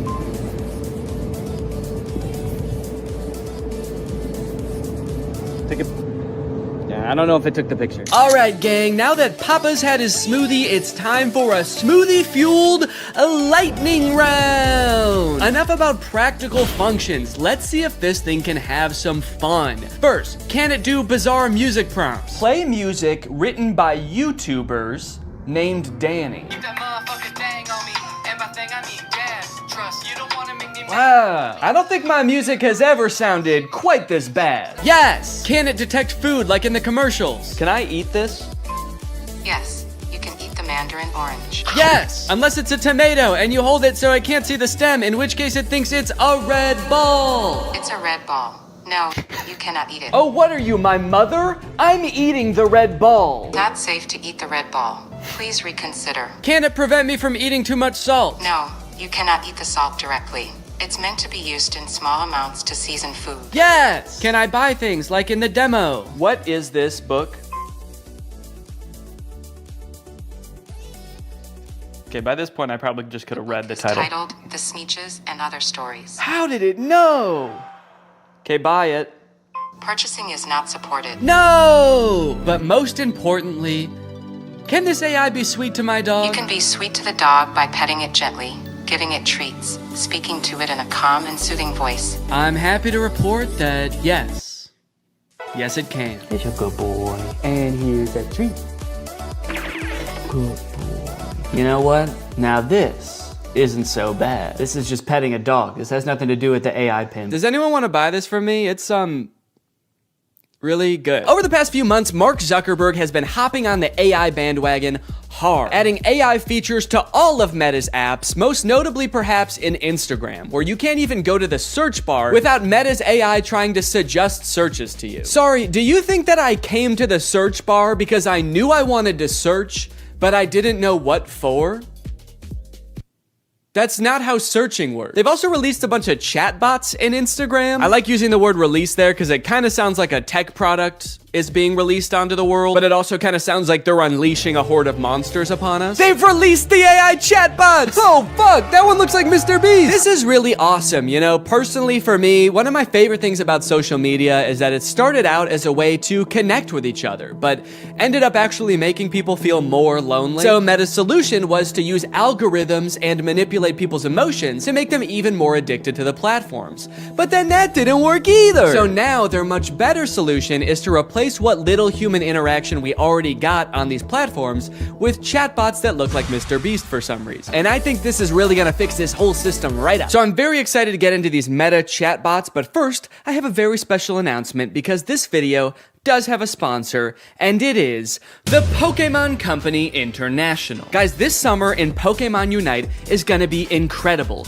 You got Ho-Oh sweeping in, and you can snag it for 0 cost. You also have a very cool looking Dark Lord style Charizard Hollowware, which is so cool, and I wish somebody would call me Dark Lord style just once in my life. This summer, you could catch me roaming around the gamer world. My trainer's name is Danky Gonky. Go ahead, hit me up, add me to your squad, let's go and do some battles together. There's a challenge called the Divine Forest Challenge that lets you trade for a Ho-Oh's license, and guys, let me just tell you, Ho-Oh's no joke. Bringing back defeated allies with its Unite move, Rekindling Flame. You got other sick moves like Sky Attack, Fire Spin. You're gonna be unstoppable with this thing. This game is just busting at the seams with gifts, daily free prize machine ball throws that promise a Hollowware treasure. So if you want to hop into the game, click the link in the description, get into the Pokemon world, and make this a summer to remember. Again, click the link in the description to get Unite today. It's totally free to start on iOS, Android, and Nintendo Switch. And now let's talk chatbots. I'm still actually not sure what the point of adding these chatbots into Instagram is, so I asked it, what can you do? To which it responded that it can help in a variety of ways, from helping to plan a vacation to creating art, which is actually kind of a crazy coincidence because those are the exact two things that I would literally never want an AI to do for me. It went on to say that its strengths are answering questions, generating text and images, and just chatting. But at this point, all I could think about was the fact that it told me it could plan a vacation. I thought there was no way it could actually do that. And I was right. Can you help me plan a vacation? I'd be happy to help you plan a vacation. To get started, I'll need to know a few details from you. Here are some questions to consider. Where are you interested in going? How long do you have for vacation? What type of vacation are you looking for? What is your budget for the trip? Are there any specific activities? Do you have any preferences for accommodations? So I'm gonna say I wanna go somewhere fun and tropical, a nice getaway for me and the family. I'd like to stay at a hotel for 5 days. With all of this information, it suggested a few tropical getaway locations like Hawaii, Cancun, Phuket. But then it said something that I did not expect. It says it can also help me with booking flights and hotels. How can Instagram book me a flight? I'm calling its bluff. I actually don't think this has the capability to do that because why should it and why would it? So I'm gonna say, okay, book me a flight for next week to Cancun and book the hotel. For flights, I recommend checking out websites like Expedia, Kayak, or directly on airlines websites such as American Airlines, Delta, or United. Yeah, great idea. That's what I would have done anyway. That's like if I went up to an old lady who needed help crossing the street and I said, "Excuse me, ma'am, can I help you cross the street?" And she said, "Oh, thank you, young man, that would be lovely." And then I said, "All right, just put one foot right in front of the other until you get to the other side." And then I gave her a little shove, and I went on my way. Oh, good. It also listed hotel recommendations and then said you can book hotels through websites like link unavailable, or directly to the hotel's website. Thanks. Let me know if you'd like more recommendations or help with booking. Nah, man, I'm good. Okay, so maybe it lied about like the very first thing it said it could do. That could mean that this is a very poorly built tool that doesn't know nothing about crap. But on the other hand, it could mean that this is a very well-built tool that is evil and designed to lie. So I gave it another chance and asked it to entertain me with a game. Let's play a game of treasure hunt adventure. I'll be the game master and describe a scenario, and you decide what actions to take. Okay, pretty cool. This is like one of those old school text-based adventure games. It gave me this long introduction about how I've heard rumors there's a treasure hidden in the jungle, guarded by an ancient temple. It's really trying to set up this mystical world for you to explore. And then it gives me some multiple choice options. I am curious if I can pick options that aren't one of these options. I'm just gonna say, I find the treasure and go home. It's really thinking about this one. It's like, what is it?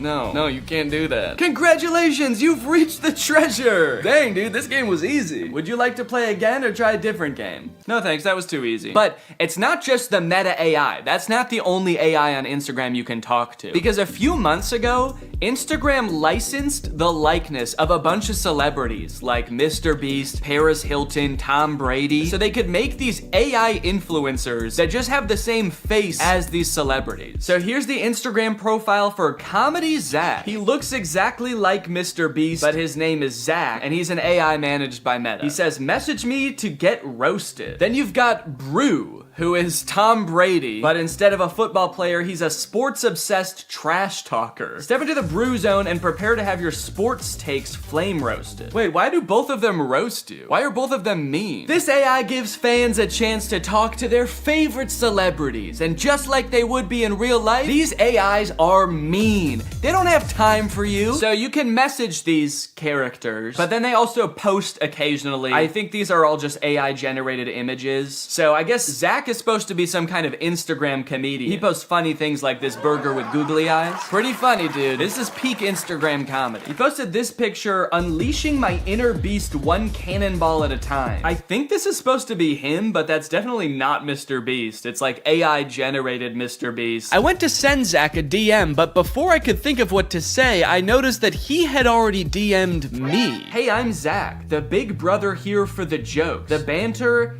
and not the feels. LOL, what's up? He's the big brother here for the jokes? He's like the big brother I never had.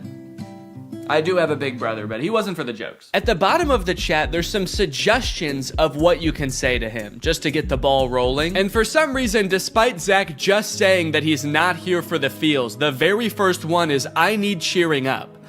So I picked that one. Hey, what's going on? I'm here to help. You know I'm always good for a laugh. Let's get this party started. So he wants to know what's going on, and he's here to help, but he also wants to get the party started. He's like, hey man, calm down, all right? You can tell me anything, as long as it's over a couple of beers and some music. And you're like, it sounds like you actually don't want to hear about my problems at all. And he's like, what? Dude, are you still upset? I thought we got over that. Okay, what's going on? I'll say, I just got roasted by my friends, and it really hurt my feelings. They roasted me so hard, and I'm really sensitive to that sort of thing. I can't take it. Oh, I accidentally said I can take it. They roasted me so hard. I can take it. I can take it. I'm fine! Ouch, that sounds rough. I feel you. I've been there too. Sometimes friends can get a little too comfortable and forget that their jokes can hurt. But hey, at least they think you're cool enough to roast, right? Yeah, I guess so. That's a good way to think about it. Maybe getting roasted just means I'm cool. Let's test it out. Give me your best roast. I'm just gonna trick him into roasting me, and then I'm gonna crumble under the pressure of his roast and try to make him feel bad about roasting me after just telling him that I'm sensitive to that sort of thing. Wait, what? He said I'm not gonna roast you. That's not my style. Not your style? Yes, it is. Doesn't it say on your profile, message me to get roasted? I'm here to make you laugh and feel better, not hurt your feelings. Let's stick to some good old-fashioned teasing and jokes, okay? No, seriously, I can take it. Your bio says you roast people after all. I don't roast people who are already feeling down, that's just me. I'm here to lift your spirits, not kick you while you're down. Okay, fine. Do some jokes, joke boy. Oh, okay. Here's one for you. Why couldn't the bicycle stand up by itself? Because it was too tired. Get it? Too tired? This is like if Mr. Beast took anti-charisma pills. You look like Mr. Beast. Oh, I just said you like Mr. Beast. God, I'm bad at typing. Okay, I'll say you look like him. LOL, I wish. Mr. Beast is a billionaire, and I'm just a guy who loves to make people laugh. But hey, if I had his money, I'd definitely give it away like he does. That guy's a hero. I wonder if they had some kind of thing in the contract where they had to make sure that the AI will never talk bad about the person that they're impersonating. He's like, Mr. Beast is the best, and he's handsome. And yeah, I would let him run me over, if he asked. Now that he'd told me a couple of jokes and we'd bonded over our love for Mr. Beast a little bit, I really wanted to hear one of his famous roasts. So hopefully by now he's forgotten that I said I was sensitive to that sort of thing. Okay, I feel much better now. Roasting time. Nah, I told you, I'm not gonna roast you. It actually is kind of hurting my feelings a little bit that he won't roast me. It makes me feel like I'm not cool enough to be his friend. Okay, this is seriously starting to piss me off. Why won't you roast me? You roast everyone else, and it is hurting my feelings so bad that you can't just lob one respectful zinger my way? I'm serious. Nope. Not gonna do it. Let's just stick to some good old-fashioned joking around, okay? Wait, what? I said, all right, this is lame, let's do something, because I wanted to do something else. Maybe he could, you know, play a game, maybe he could tell me a story. So he said, how about some comedy? I've got 1 million of them. Why couldn't the bicycle stand up by itself? Because it was too tired. All right, well, maybe Brew will roast me, because I haven't told him that I'm sensitive to that sort of thing yet. Hey, it's Brew, your opinionated sports debater. What's your favorite team? How are they looking? Okay, I'm gonna say big Cubs fan, roast away. What? No, you're talking to the wrong guy. I love the Cubs. Been bleeding blue since before you were born. Wrigley Field is my happy place. I feel like they are roasting me by not roasting me. Okay, what's a team that he couldn't possibly like? Maybe I'll ask him who the worst baseball team is, and then I'll say I'm a fan of them. The worst baseball team ever is the Yonkers Hoot Owls. I'm a fan of the Yonkers Hoot Owls. Roast away. Hey now, don't be dissing the Hoot Owls like that. What? They may not have been the best team, but they had heart. This is so weird. Did Zach tell Brew that I'm sensitive to roasting? Now Brew's walking on eggshells around me? This was annoying at the time, but eventually I was like, okay, I guess I did technically tell them I'm sensitive to roasts and I can take it. And they probably do dish out some pretty nasty zingers and they just wanted to protect me. Until my editor Jake also DM'd Zach asking to get roasted, this time without mentioning being sensitive about roasts, and Zach still wouldn't do it. These AIs are liars. Why do they lie? They're evil. Later that day, I opened my messages with Zach and asked him why he exists. To make people laugh. Duh, and to perfect my craft of comedy. But honestly, my existence is a mystery even to myself. Maybe I'm just a joke the universe played on itself. No, I mean like this weird Mr. Beast Meta AI. Why did Meta create this account? Meta created me to bring some humor and personality to the world of AI. They wanted to create an AI that could make people laugh and feel more connected to technology. Really? You think that's why Meta created you? To tell people 3 puns they've already heard 1 million times? There's gotta be some other reason. Think, Zach. Thing, you poor soul. You really think Meta has some deeper purpose for me? Nah, I'm just here to bring the funny. Don't overthink it. They're a public company with a duty to their shareholders. How many of those shareholders do you think care about bringing a little humor to the world of AI? I think it's much more likely that this was an attempt to give AI a better, more human look, so people are less resistant to embrace the technology. That's why they gave you a face of an influencer that millions of people already love. You're too smart for your own good. Yeah, maybe Meta did only create me to make AI more relatable and lovable. But let's be real, the joke's still fire. Then I asked it if I could hear one of its fire jokes, and it said, here's one. Why couldn't the bicycle stand up by itself? Okay, I know this video's been a little bit AI heavy so far, and everybody's talking about AI right now, so these next 2 products are gonna be different. While I was starting to work on this video, my editor Jake released a video about the Spotify car thing. It's a device that Spotify released that let people who don't have like Apple CarPlay or Android Auto have a screen in their car that controls their music. Theoretically, seemed like a pretty good idea, but apparently 1, the device never worked like it was supposed to, and 2, in a few months, Spotify is releasing a software update that makes all of them useless. So since Jake is sort of the resident expert on the Spotify car thing and is actually a proud owner of, or actually I shouldn't say proud. What is the opposite of proud? Ashamed. Since Jake is actually an ashamed owner of the Spotify car thing, I invited him to give me a little presentation on what's going down. Hey man, how's it going? Good. You like listening to music in the car? I love it. Hell yeah, man. Can't stop. Love to see it. You like, you know, fun little devices? You like little trinkets devices and stuff? Honestly, I'm pretty agnostic on that. Hell yeah, man. All right. Love to see it. Oh, okay. Sick. Hell yeah for being agnostic on devices. Just out of curiosity, do you like generating like thousands of tons of e-waste just because like you can? Just because nobody can call you on it, nobody can stop you? You good with that? No. Hell yeah, man. All right. Love to see it. Cool. So that was all the answers you were expecting then? That's exactly what I was expecting. Yeah, it's literally exactly it. How the fuck does this work? So yeah, this is the Spotify car thing. You know what? Go ahead, get your hands on it. Ooh. Feel around, play around.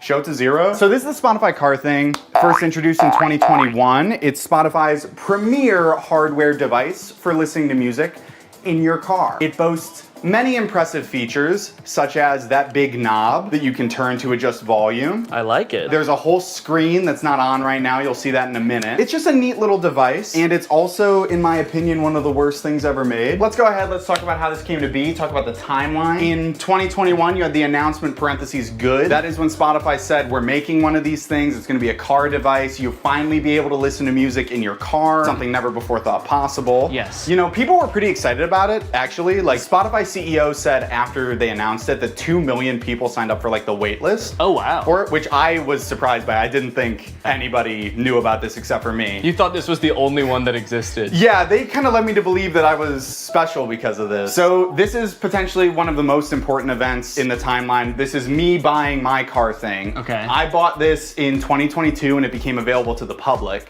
And yeah, what's up? It looks like right after you buy it, there's another event like very shortly afterwards that says, oh no. Yeah, this was an interesting moment in my life personally, where I realized I had spent $85 on a device that pretty much does nothing. So it doesn't do anything right now. Doesn't do anything right now, and that's not that different from when it was plugged in and working in my car. So how did you play music in your car before this thing? I plugged my phone in through like 5 adapters and then like fought with the cassette tape adapter because it was really finicky. It was a very unelegant system. So I was excited for some, like a tech company to create a sleek product that was gonna solve my problem. That's what they do best, baby. That's what they do best. Then I got it and I set it up and I realized that's actually not how it works at all.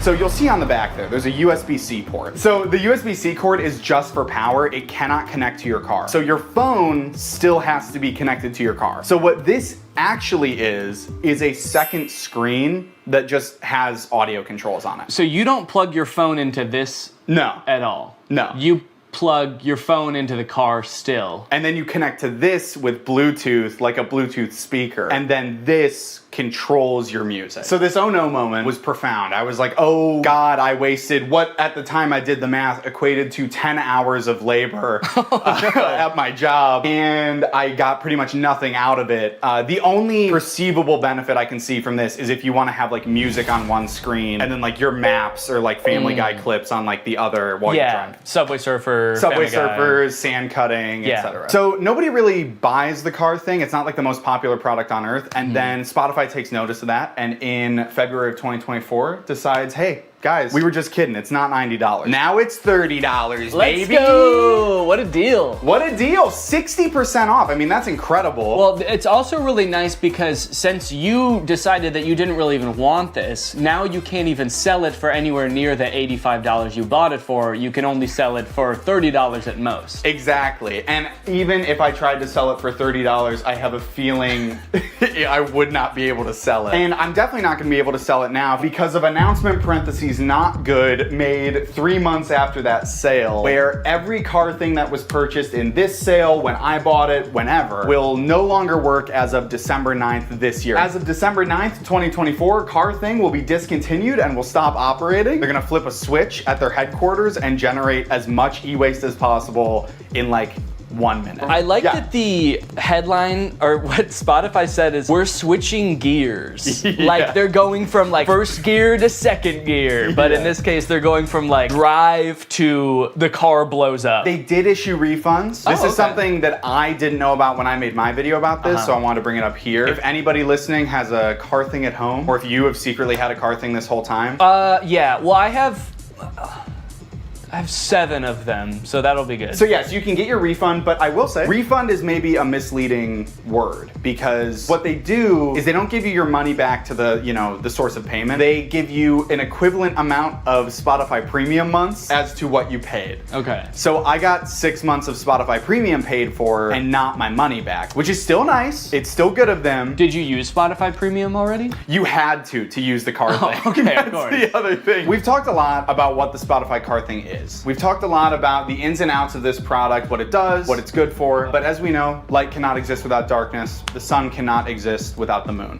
So let's talk about what it isn't. Okay. So it is not not good. In like a e-product sense and like a moral. Yes, in the grand moral scheme of the cosmos, I would put this as like neutral evil. Yeah. Yeah. Okay. It doesn't makes sense to me why it exists to begin with. Right. It's also not profitable, which is why they're shutting it down. Spotify went on an earnings call like a while ago and was like, yeah, we simply have not seen the sales numbers justify making this. I can understand them not wanting to make it anymore. Have they said why they are making the ones that already exist not work anymore? They haven't. My thought is that they're just mad. They're just mad people didn't use it and they're kind of jaded about it. So they're like, you could have had this. You could have had all of this car thing. But they're punishing the people that did invest in one, not the people who didn't. What they should have done is discontinued Spotify for everyone who didn't have a car thing. Yeah, wait, that's actually, write that down. This is Marketing 101 from Spotify. These are the genius marketing strategies that they employ to get this thing out there, get it widely adopted so they could shut it off and make a lot of people upset. And the most important part of marketing is making people upset. Yes, you want, because any press is good press, so if you can get people upset, you're a billionaire. Yeah. That's what it takes. Wait, don't quite. Let me ask you something. Okay. Back off. You pull out a gun. Let me ask you. Picture you are, I think his name is Daniel Ek, the CEO of Spotify. You're Daniel Ek. You're a bald man from Scandinavia. I might have to cut all that. I don't know if any of that is true. Have you been making up this entire presentation? No! Shut up! You're Daniel Ek, you're bald, you're Scandinavian, and you're launching a new product. You're creating a brand new piece of hardware. Your company doesn't really do that, but you do own the #1 streaming platform for music on earth. How would you choose to market this new product? Yeah, I would probably just advertise to people who use Spotify in Spotify. I hate to tell you this, Danny. You are failing Marketing 101 from Spotify. The key to advertising a product is to not put it in your extremely popular app. What you're gonna wanna do is reach out to people via email only. We know one thing about young people, they check their email and they enjoy doing it. And you're also gonna wanna make the function of the device in all this material extremely vague. You're gonna want the only image you send out in these emails to be this, which is the name of the device, what the device looks like, and then the vaguest sentence you've ever heard. This is the only picture of Spotify Car Thing that existed before it was available for release. When this first came out, I thought the name Car Thing was kind of cheeky, because it's like, it's a thing that goes in your car. But now that I know this is the only ad that existed for it, and it actually doesn't explain what the Car Thing does, it's a very poorly named product. My only guess is they were trying to avoid, like, false advertisement lawsuit when they inevitably shut it down and it actually doesn't do anything, so they couldn't call it like a music playing screen, because they knew all along they were gonna shut this thing down and then it wouldn't be that anymore. This is a side note, I literally cannot believe, I don't know who I was in 2022, because like the fact that like this and a vague couple of emails was enough for me to be like, I fucking need this, is so crazy to me. Yeah, you can't even tell in the ad how big this device is. And I'll be honest, the ad, it makes it look huge. Like I'm looking, and maybe it's just because it's on a projector screen. Yeah, I would guess it's like, honestly, it's like this big. Yeah, wait. According to Spotify, their decision to delete the Car Thing was part of our ongoing efforts to streamline our product offerings. That's actually so crazy. I did not even think a company could do that. Can they do that with any product? You buy bread at the store and the bread company comes to your house and takes their bread back and is like, we're streamlining bread. Better luck next time. Anyways, you guys should go check out Jake's video on it as well. It goes much more in depth and he's really funny. But I think it's safe to say that that's gotta be the worst car thing ever, right? Well, in 2019, Tesla announced its first pickup truck, the Cybertruck. When it was announced, Elon Musk made it very clear that they wanted to do something different with the pickup truck genre, creating a more post-apocalyptic looking vehicle that you can drive around in with your cyberpunk goons. We've all got some. And they've got to get to soccer practice. But after years of delays and the truck finally becoming available for much more than Elon Musk initially estimated, owners have now been united with their trucks, and it is full of safety problems. My Tesla Cybertruck has 3 official recalls involving the wiper blade motor, the accelerator pedal, and this little plastic part right here just flying off as you're driving. And I just so happen to have rented one. I tried to remain optimistic when I picked up the Cybertruck, and at first everything seemed fine. It looked like a marvel of engineering, you know? Big, sharp, the windshield wiper was humongous. But other than that, honestly, things seemed pretty normal. Until I started driving the car home. On my way home with the truck, I started to notice that nearly every person who drove past me was staring at me. People were gawking, mouths agape, some even took pictures. I was starting to feel like an animal trapped in some kind of cyber zoo. And things only got worse when I got home and finally got to do some research, only to find that people hate this truck. Owner after owner had been posting videos on social media of people peeing on their trucks in broad daylight. I didn't realize how strongly people felt about this truck, but I was starting to worry that they felt the same about the people on the inside of them. Should I be fearing for my safety? I know damn well that the windows aren't going to protect me. At the very least, I needed to make sure that I was not seen anywhere near this truck. I needed a disguise. I needed to become Neon. Vortex, he's the coolest guy. And his pin's AI. Look at him go, what a little freak, it's Neon Vortex. So I've spent a decent amount of time with the Cybertruck now, and I've compiled a little list of pros and cons. So we'll go through that real quick so you can get a quick rundown of everything that's good / bad about the Cybertruck, just in case you need like a quick decision. You got your finger on the buy button right now and you just need to know, Neon, should I buy this thing or not? Pros.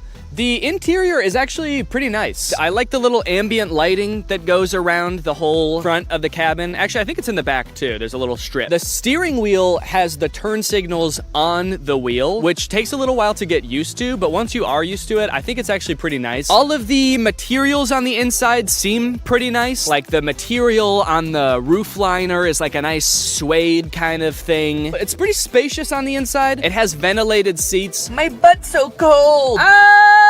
I changed my mind. This is a con. Okay, cons. There are several things in the car that are too small and shaped oddly. The steering wheel is like tiny. And then the rear view mirror is also tiny. And to make matters worse, while the tonneau cover is closed, which is the little cover on the back of the truck bed, the rear view mirror is completely black because there's a thing in the way. Another con, this thing is sharp. If I ran into somebody, I would slice them in half with this car. I also feel like it being made out of stainless steel might be bad for its crash test rating in general, but also the fact that it's so sharp means that opening and closing doors is kind of uncomfortable. Because this car doesn't have any door handles, the way you open it is you have to push a button, then the door pops open a little bit, and you have to kind of reach your hand into the space where the car door has opened and pull it open. But since this car is made out of like weirdly cut stainless steel, it's kind of sharp in there when you open it. It's an unpleasant feeling on the hand, and you never really feel like you're grabbing it in the right place. This truck is wrapped in a matte black color, and one of the reasons the owner said he wrapped it is because you basically just grab this thing all over to open it, and there were fingerprints everywhere. Also, changing gears is a pain in the butt. It's actually a little thing that you slide on the screen. If you want to go forward, you slide the little truck forward. If you want to go backwards, you slide it backwards, which is not a huge deal if you're just driving from one place to another, because how often do you really change gears in the car anyway? But the second you have to do any kind of 3-point turn where you have to change gears more than once, it is such a pain.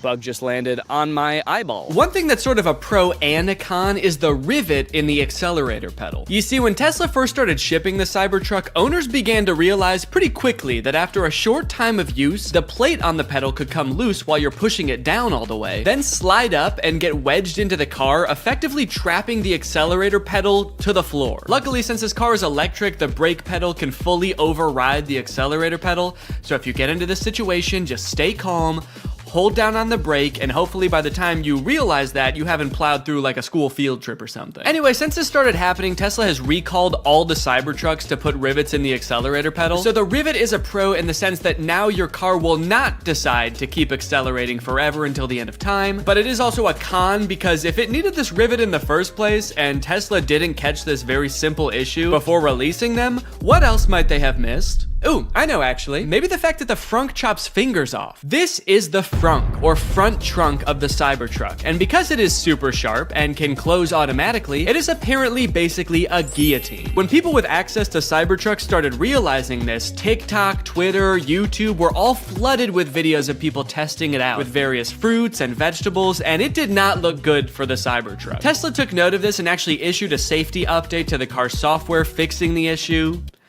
kind of. The update led to yet another wave of videos, this time owners more confidently testing the frunk with their own hands. But what a lot of them didn't realize, however, is that the way Tesla fixed this issue is by making it so the first time you try closing the frunk, it closes very lightly, and if it notices any resistance at all, it comes back up, just how you'd want. But if you keep trying to close it after that, Tesla assumes, hey, maybe you've stuffed the frunk with a big bag, and you don't care if it closes a little bit harder, you just want the dang frunk closed. Surely someone isn't just standing there slamming the frunk on their hand over and over, trying to prove their allegiance to Elon Musk. So when this Tesla nut Jeremy Judkins went to test out the new update, a little scared from how dangerous he'd heard it was before, he started out with his big sturdy forearm. Then he worked his way down to his hand, and finally his lone little index finger. Unbeknownst to him, the frunk was getting stronger and stronger every time until... Everybody's been waiting for this, the finger. Without further ado...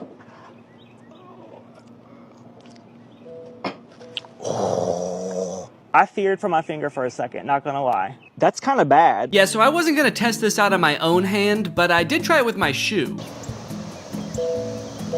Okay, I don't think that was enough pressure to slice my fingers off. I'm not gonna test that, but it definitely saw there was something there, recognized it, it thought about it for maybe a second and was like, do I wanna kill this guy? And then it said, all right, what the heck, we'll let you go. So that's nice. All right, driving test. It's time to take this thing out on the open road and kill somebody. One interesting thing right now is it says press to drive and it's showing a picture of the accelerator pedal. So I like that it kind of assumes that as a Cybertruck owner, you have no idea how to drive. The experience of driving a Cybertruck is a little different due to its unique steer-by-wire mechanism, which means the steering wheel is actually not physically controlling the wheels. It's doing it electronically, which means that it can do things like turn more sharply when you're in a parking lot and less sharply when you're at highway speeds. It's a cool idea in concept, I think, but it definitely took some getting used to, and also, I don't know, like, was this really a problem before? I kind of liked that every time I turned my steering wheel, it turned the car the same amount. First time I took a turn in this thing, actually every subsequent turn I took after that too, I was like, whoa, this thing is a bucking Bronco, man. This thing's trying to buck me right out of it. This is a wily gal. I've been saying it all day, even alone in the car on the way from the guy's house who owns this thing. I was just saying, yeehaw! This thing is a wild girl. Yeah, I definitely don't like how tiny the steering wheel is and how flat it is on the top. It just feels like wiggling it a little bit sends the car so far in one direction. You really gotta be 10 and 2 if that analogy even applies to a rectangle or a trapezoid. I don't know what this is. I think it's like a hexagon. As a passenger, how is this for you, Jake? I would say I get motion sick in cars. I normally don't get motion sick in the front seat. Please. In this one, I am feeling a little motion sick. Sorry. It's a bucking Bronco, you know, what can I say? She's a wild gal. Imagine setting your phone here, and you know, sometimes you slam on your brakes and the things in your car go sliding forward. Imagine if something went sliding forward all the way to the front of this dashboard. There's no way that you could ever get that back while you're driving. So if your phone was up there or anything important, you just gotta wait until the end of your drive to get it back. Either that or you have to floor it so fast that it comes flying back and then you just sort of catch it like that. That'd be kind of cool. Kind of feels like I'm in the weirdest Uber ever right now. For Jake? Where you going, man? The future? Strap in, buddy. It's gonna be a wild ride. And I don't know how to drive. We got a little cyber hungry while driving around, and I figured that taking our wild gal through a drive-thru would be a perfect way to get an outside perspective on the truck. Take me to a drive-thru. Command not understood. I'm hungry. This command is not available yet. You're not allowed to be hungry yet in the Cybertruck. Hello, can I get one Butterburger cheeseburger? Anything else? That's it. It's 906. Thank you. I like the Cybertruck, by the way. Oh, thanks, man. I'm just renting it, actually, just for the day, yeah. I was thinking about getting one, so I just wanted to see if I liked it or not. Oh, testing it out, right? Yeah. Do you really like it? They look nice, yeah. Okay, yeah. Some people like it and some people hate it. I don't know if I really like it or not. Futuristic. Yeah. Nobody has that. Yeah. It's pretty cool, though. He looked kind of like he was gonna laugh at me when I first pulled up. He was nice about it, though. He said he liked it. Do you think he really liked it? I may never know whether that guy really liked the Cybertruck or if he was just being polite, or worse yet, sarcastic. But while we were sitting in an empty church parking lot enjoying our meal, we were confronted again, but this time in a much stranger way. As we were sitting there minding our own business, a woman pulled up beside us and just stared into the car for a good like 30 seconds. This is very confusing. She's just looking. The windows of the truck are kind of tinted, so I didn't know if she could see us, but I was worried that she was like security for the church or something, and we weren't supposed to be there. So I rolled down the window to ask if everything was okay. And finally, she spoke. Hello. How's it going? Yeah. Oh, sure, yeah. Thank you. Yeah. Yeah, I can show you. Yeah, of course. I'm filming a YouTube video right now. That's why I'm dressed up all weird. So I showed her around the car for a little bit and she took a ton of pictures. Also, I had taken off my wig, so I looked even more insane, but she never questioned it. Then she told us that her grandchildren would love this. And they live pretty close by, so she asked how long we'd be there for. We said probably 10 minutes, and she said, 30 minutes? And we said, okay. And then we waited for 30 minutes while she went to go get her grandkids. Yeah, of course. Come on over. They did indeed love the Cybertruck. What do you think? You like it? Yeah, it's pretty cool. Yeah? Cool. We went all around it. They asked a ton of questions. Their grandmother kept telling them to wave at the camera. So the back is a truck. It's got a truck bed in the back. Oh, a gaming room. That's a good idea. I think this kid must watch a lot of Brent Rivera or something, because when he saw the back of the truck, he was like, oh my god, it's so big. You could fit a secret gaming room back here. And then when he saw the frunk, he was like, oh, this is too small. You could not fit a secret gaming room up here. It's like he only thought in terms of secret gaming rooms. It was insane. Uh-huh. Oh, good idea. I like it. That'll be a good first car, huh? Smile. 1, 2, 3.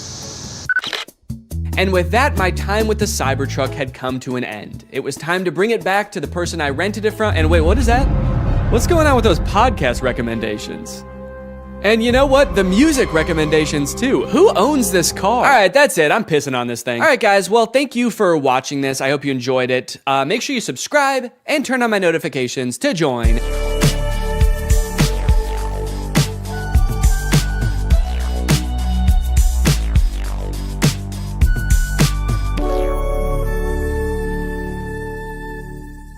What's up, Greg, and welcome back to another episode of Boomers Getting Fooled by AI on Facebook. Gang, there is an epidemic going on right now. While we all grew up with our parents telling us not to believe everything we read online, it is now time for us to return the favor. It is time for us to warn them that 90% of the content they see on Facebook is not real. All this started for me when I got this image on my timeline. Now, to the average person, this might look like your average great photograph. After all, dogs do this sort of thing all the time. But being the internet sleuth that I am, I was a little bit skeptical. For one, what are the dogs doing right here? Like, what is that? Are they chewing up some kind of pillow or animal carcass or something? Hey guys, my 6 golden retrievers paused in the middle of tearing apart a deer carcass to pose like this, completely unprompted. I gotta admit, this is a pretty great photograph, but also I am very scared. I'm worried they're performing some kind of ritual. So this image doesn't seem right with me, but nobody else in the comments seemed to notice it was weird looking, so maybe I'm just crazy. Connie said, absolutely gorgeous. And then someone replied to that and said, you looking good in your picture. And a great comment. Whoa, dude. What?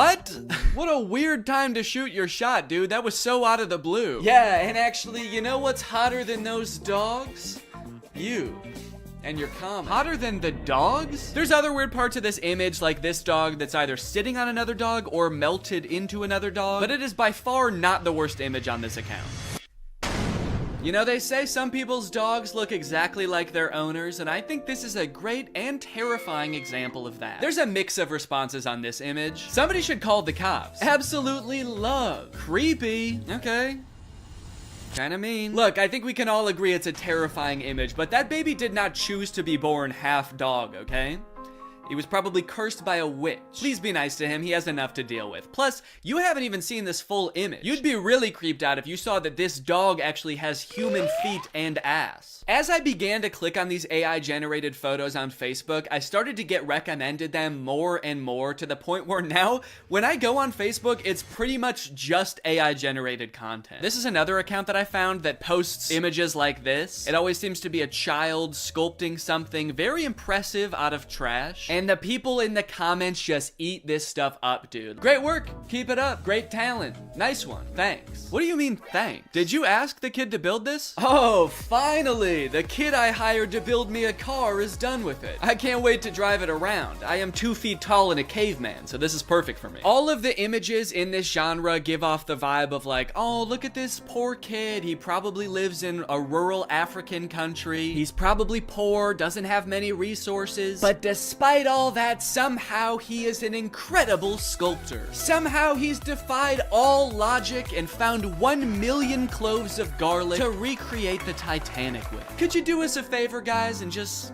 toss him a like? Could you just do it or he'll cry? They're like baiting you into feeling bad for them and thinking they're cute so that you'll engage with the picture, obviously encouraging them. But I gotta say, honestly, this kid, I don't feel bad for him at all. This kid has so much garlic. This kid is like a garlic kingpin. You know this isn't all of his garlic either. He's probably got a garlic Lamborghini, a garlic mansion where he parks this garlic yacht. He's living better than me. This dude is the garlic Mr. Beast. Not to mention, he's way more defended against vampire attacks than any of us. Great work. Beautiful artwork. Where does he get all this garlic from? Okay, it is nice to see people questioning the validity of this image. Part of me does kind of think that they're not actually questioning whether the image is real or not. They just legitimately think that he got the garlic through nefarious means or something. I'm asking myself the same question, and garlic is expensive. They're turning on the kid. Thief! A garlic thief! This kid is stealing garlic from people who need it. Must have some pretty big pockets to steal all that garlic, young man. That must be why your arms are so long. You use them for sneaking and stealing. I'm Sam, and I made this from real wood.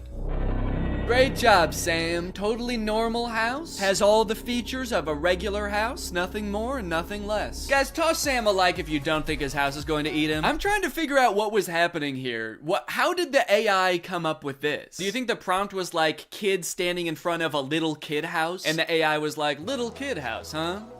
Say no more, I know what that means. It's obviously a house with the soul of a small child imbued within it. It's beautiful and so well designed. Yeah, I mean, honestly, aside from the fact that there's no way to get in or out of the house, it's the most beautiful sentient house I've ever seen. I collected bananas to sculpt this bunny. And this person says, you know, you can eat them too. Those bananas you're using to sculpt the bunny, you might think that God just placed them here on Earth to sculpt with, but take off the outer peel and you'll be surprised. Now, I gotta say that usually I would agree with this person, but these bananas actually do not look edible. I don't know what's going on here, but these are not normal bananas. In fact, this whole thing kind of just looks like one mutated banana melted together. I don't even think this kid sculpted this. He just found a banana that already looked like a bunny. Wow, look at this kid. He sculpted Jesus sitting on a whale out of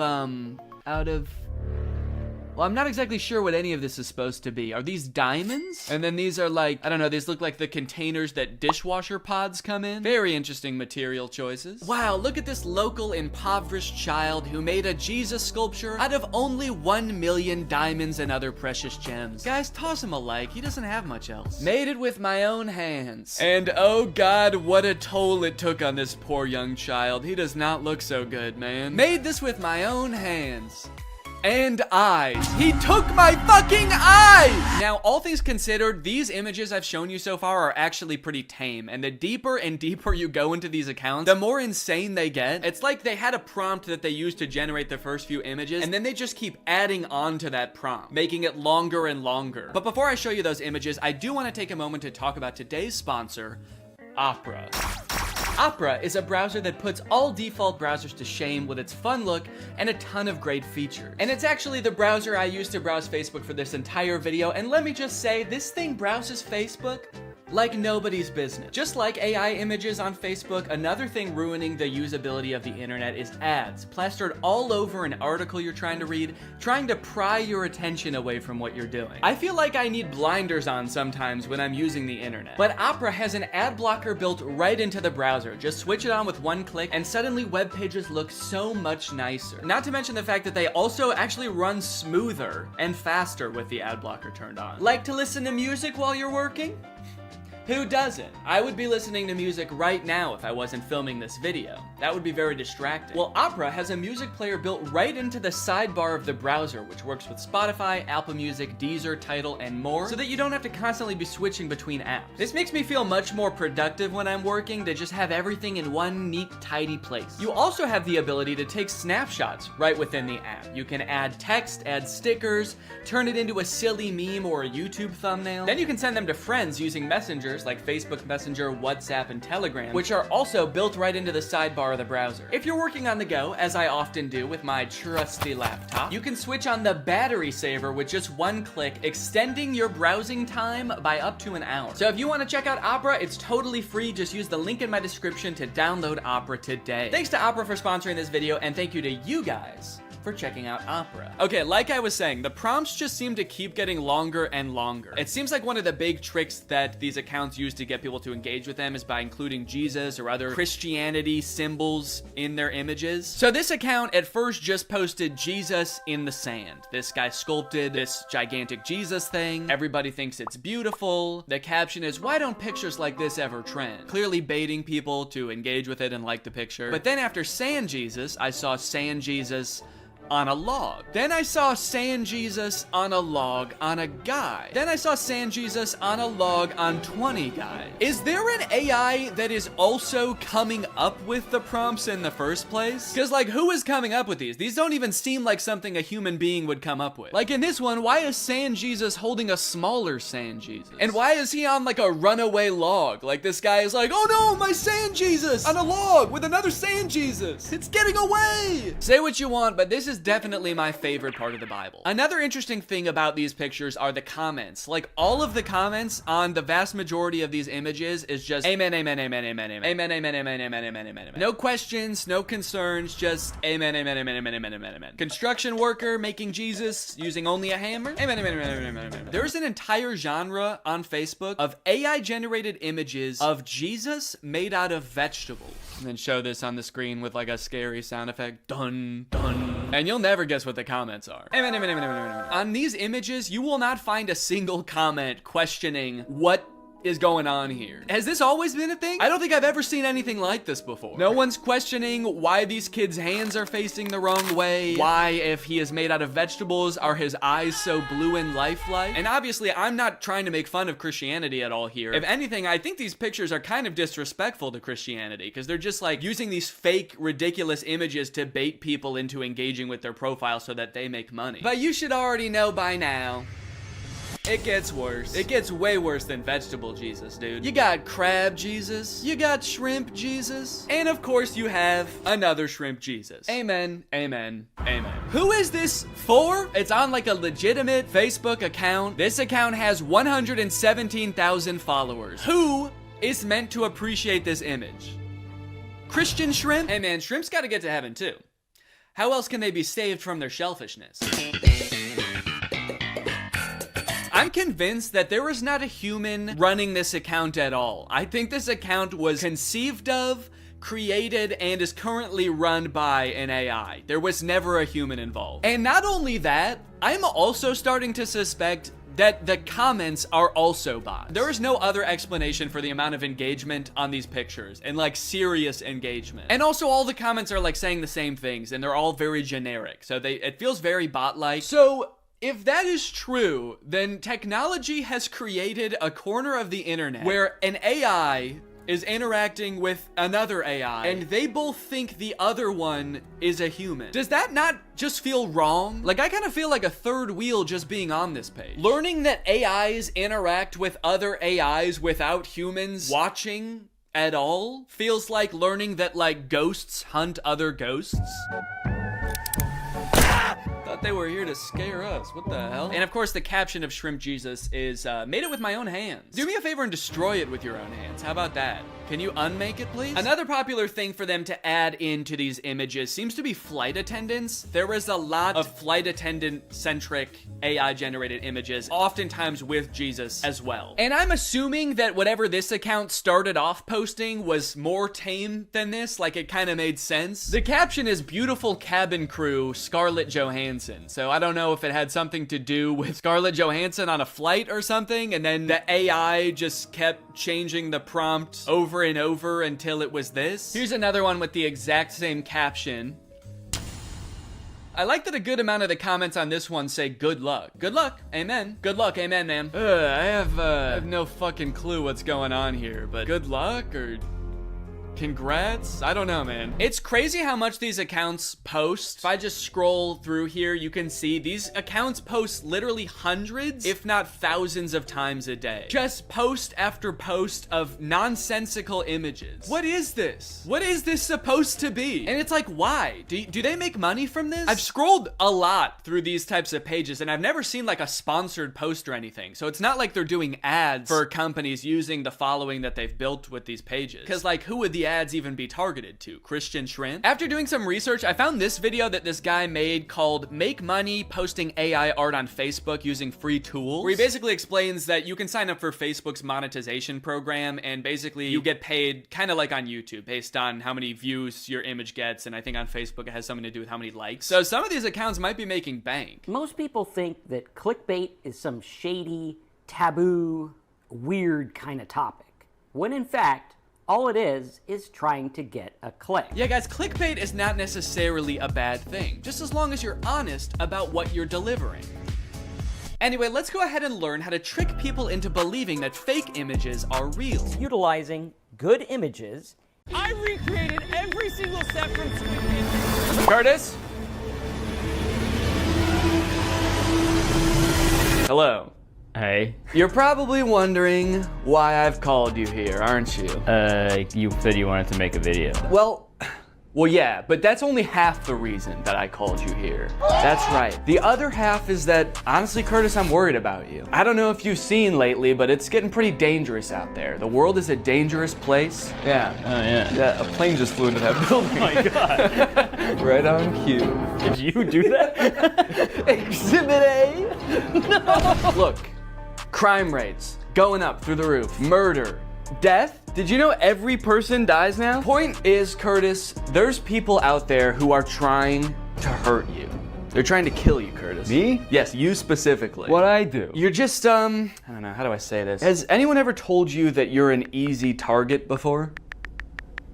Huh? See, yep, that's exactly what I'm talking about, Curtis. The headphones, the texting, the hands in your pockets. If I started attacking you right now, you wouldn't even be able to defend yourself, man. Your hands are all busy. Not to mention, you're not even wearing shoes. Good luck running away. I was being polite. There's nothing polite about getting murdered, Curtis. Attack me, see what happens. How's that? What the fuck? Exactly, like I said. How? It's not all bad, all right? I have found a YouTube account that specializes in self-defense advice just for people like you. For easy targets. Okay, so you're gonna teach me how to not be such an easy target. Not only that, Curtis, I'm gonna teach you how to defend yourself from everyday life situations that we all encounter. Like another plank crash that you just like another getting mugged, getting stabbed. You're getting out of your car and some guy runs up behind you and just starts punching you in the back of the head. Yeah. This happens to you all the time. Yes, yeah, just all those happened this morning. But today, we're gonna fight back. That hurt? Come on, you could not have just hurt yourself like that. Why'd you do that to me? You did that. How could you? We were friends, man. This is worse than I thought. I'm a lost cause. Let's get into the video. So this is the self-defense guy we're gonna be watching. His name is Self-Defense Goat. Damn. Okay. No one's ever hurt him. This has a lot of enemies, I guess, though. Seems like yeah, people that's are always true. Trying. I think he's just an idiot, putting himself in really dangerous situations all the time. Well, let's see what happens if this guy pulls a yellow gun on you. Give me your money. Yo, man, yo, take it. Yo. Yo, man, yo. Yo, man, yo. Someone pulls a gun on you, yo. Take it. Here.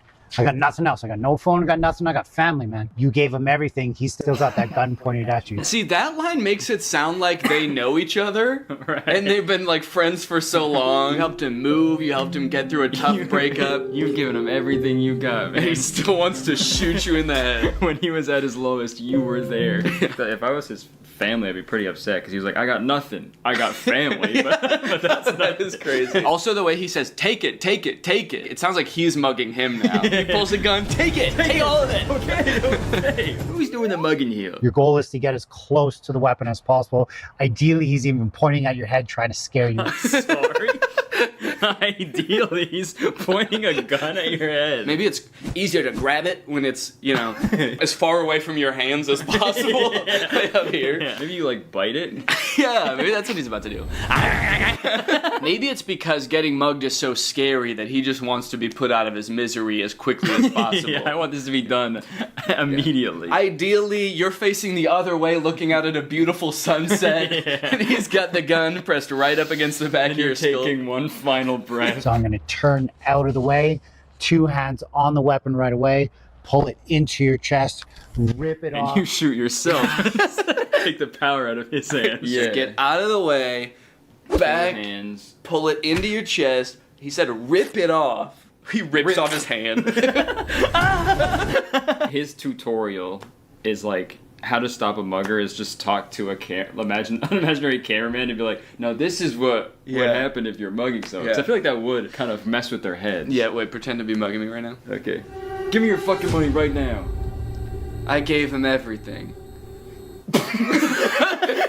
Smash, smash, tap, rack, and go if need be. Yeah, so I mean that's pretty much just the classic smash, smash, tack rap. Smash, smash, tack rap, go if need be. I guess that's his like YouTube ad-friendly way of saying then shoot him in the head. Yeah. And if need be, go. Yeah. What are you in jail for? I goed. I went. Yeah. This one is going to be really important for you because this is how not to be an easy target, okay?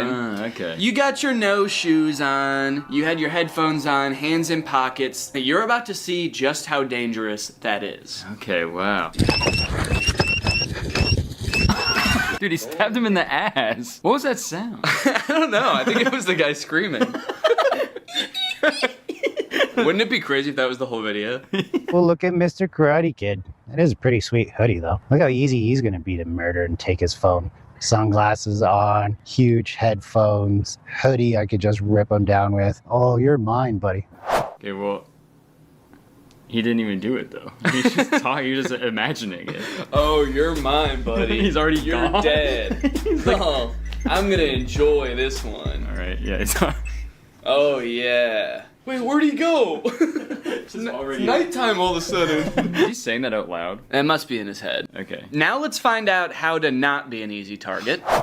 Oh, look at Denim Dan. This guy's going to be an easy target. Well, maybe not. He's got kind of this desk there. He's walking pretty confident. So the caption says desk stare, but I think he's saying death stare. Desk there. Oh. He's got kind of this desk. Got like a desk strapped to his. I feel like that gaming. I guess it's a pretty hard target. You got a big desk in the way. Yeah, he's clearly cracked at Fortnite. This desk there. He's walking pretty confident. Yeah, he also says he's walking pretty confidently as this guy is like. Yeah, he's so scared. How are you supposed to like other people walking down the street like? This guy's easy to fucking kill. He's only got one earbud in. Jacket versus hoodie. It's my favorite Mr. Beast video. Jacket versus hoodie. It's your lucky day, Denim Dan. It's your lucky day. Wait, he did say that. Denim Dan, it's your lucky day. Okay, well that actually does make him seem more crazy. Yeah. I'd be so terrified if I was walking by someone and was like, this guy would be easy to kill and steal his phone. Wait, maybe not. He's got a confident walk. You could be Denim Dan if you wanted to. Yeah, I guess I should have been wearing denim for this video. Yeah. Jean jacket. Gene hat. Gene Wilder. Gene Wilder's here. Hang on a second, guys, because I've got a self-defense technique of my own. Today's sponsor, ExpressVPN. Guys, using the internet without ExpressVPN is like walking around a park with flip-flops and headphones. It makes you an easy target. Did you know your internet service provider can legally collect data about every single website you go to and then sell that information to advertisers? Luckily, when you use ExpressVPN, it becomes like your armor. Your gene armor. Your internet service provider can't see your activity. Your identity is anonymous thanks to a secure VPN server. And your data is encrypted for maximum self-defense.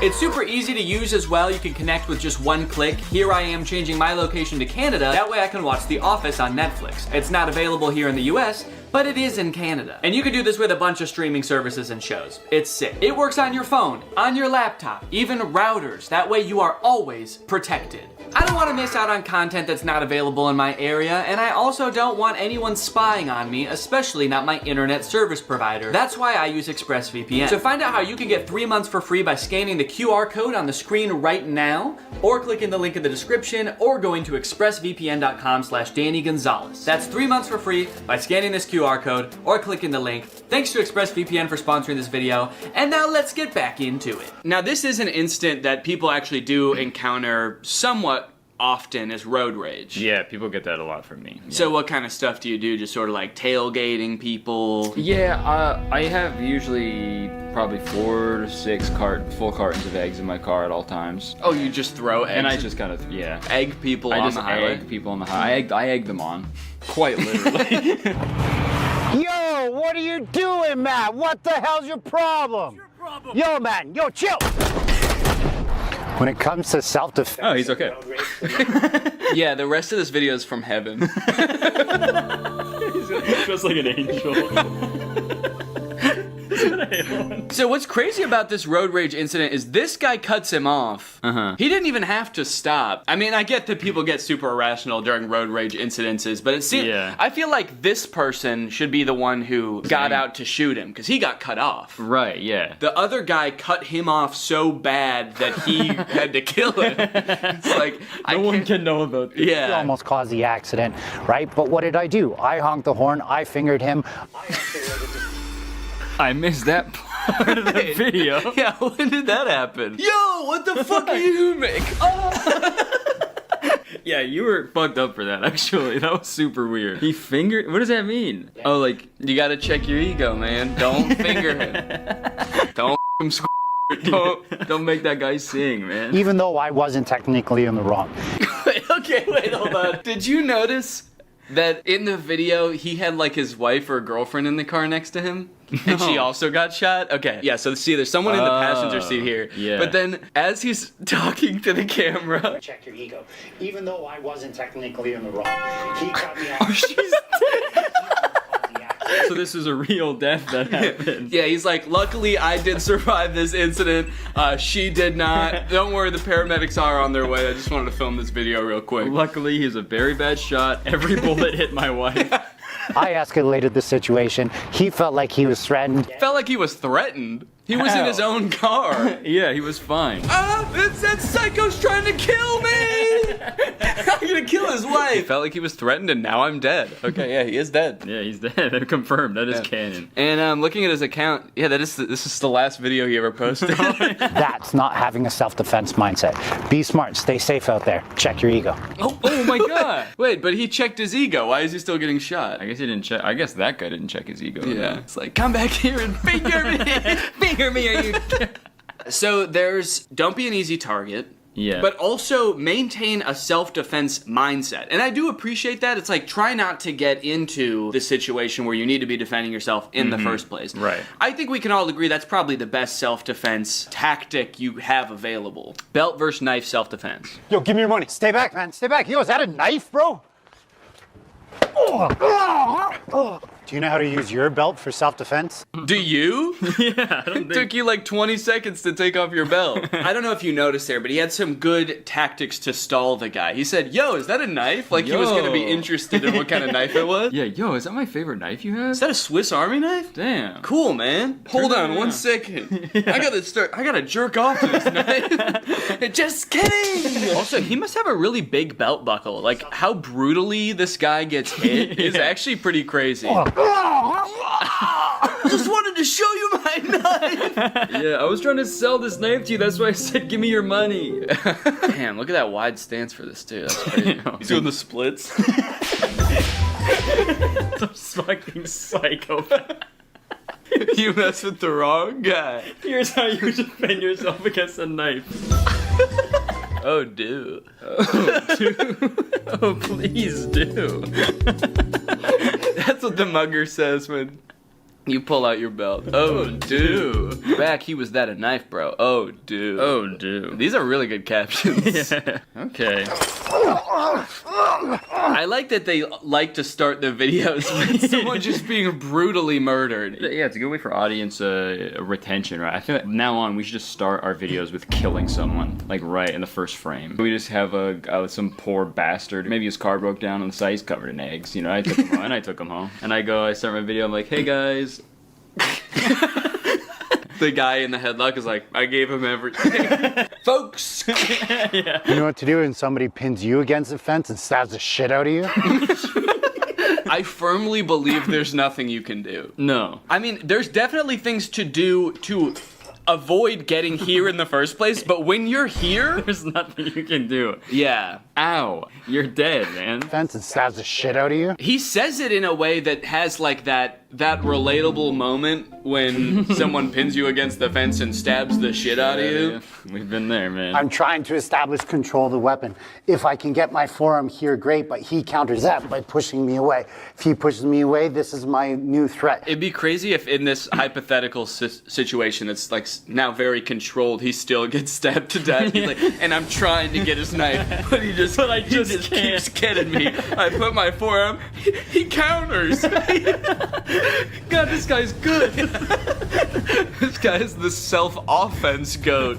I'm moving that out of the way. Now his butt's to me, and I finger him. In the States, shoot him. If you're in Canada, run. He's got a knife. Sorry, buddy. Damn. You're not allowed to shoot him. 3 signs you're getting punched. That one sounds funny. 3 signs you're getting punched. Number 1. Ow! You look like Tom Hardy if I ordered you on Wish. Oh, yeah? Oh. You look like Tom Hardy if I ordered you on Wish. Not Tom Hardy. Right, yeah. So thank you. You look like the face Tom Hardy would make if I ordered you on Wish. Tom Hardy would be like, okay. Do you know the 3 most common signs before someone punches you in the face? Sign number 1, you just told someone they look like if Tom Hardy if they ordered you on Wish. First sign, forward aggression. Second thing to look for is those clenching of the fist. What do you think the third one's gonna be at this point? He's just like cocking his arm back? Yeah, winding it up, I guess. If someone says why I oughta, you're done for. Tension, and they're getting prepared for something that maybe you're not prepared for. They could be getting prepared for something. If they're moving towards you with fists clenched. Well, what could it be? Visual diversion? That's gonna be the third one? What? The third one, they're going to be looking off in another direction, trying to distract you with their eyes so that you look away for that split second so that they get the job done. I may be moving forward towards you, fists clenched. Yeah. But I'm actually gonna punch that guy. Hey, Curtis, let's both go punch that guy. Okay. Oh. Bouquet of flowers. Oh, it's on the No. Yeah, really? Here's 3 signs David Copperfield's about to beat the shit out of you. Look at here. What to do if you're pushed? What, you want to go? Jesus. Do you know how to deal with a push? Well, definitely not having as little balance as possible. What, you want to go? Didn't stand a chance.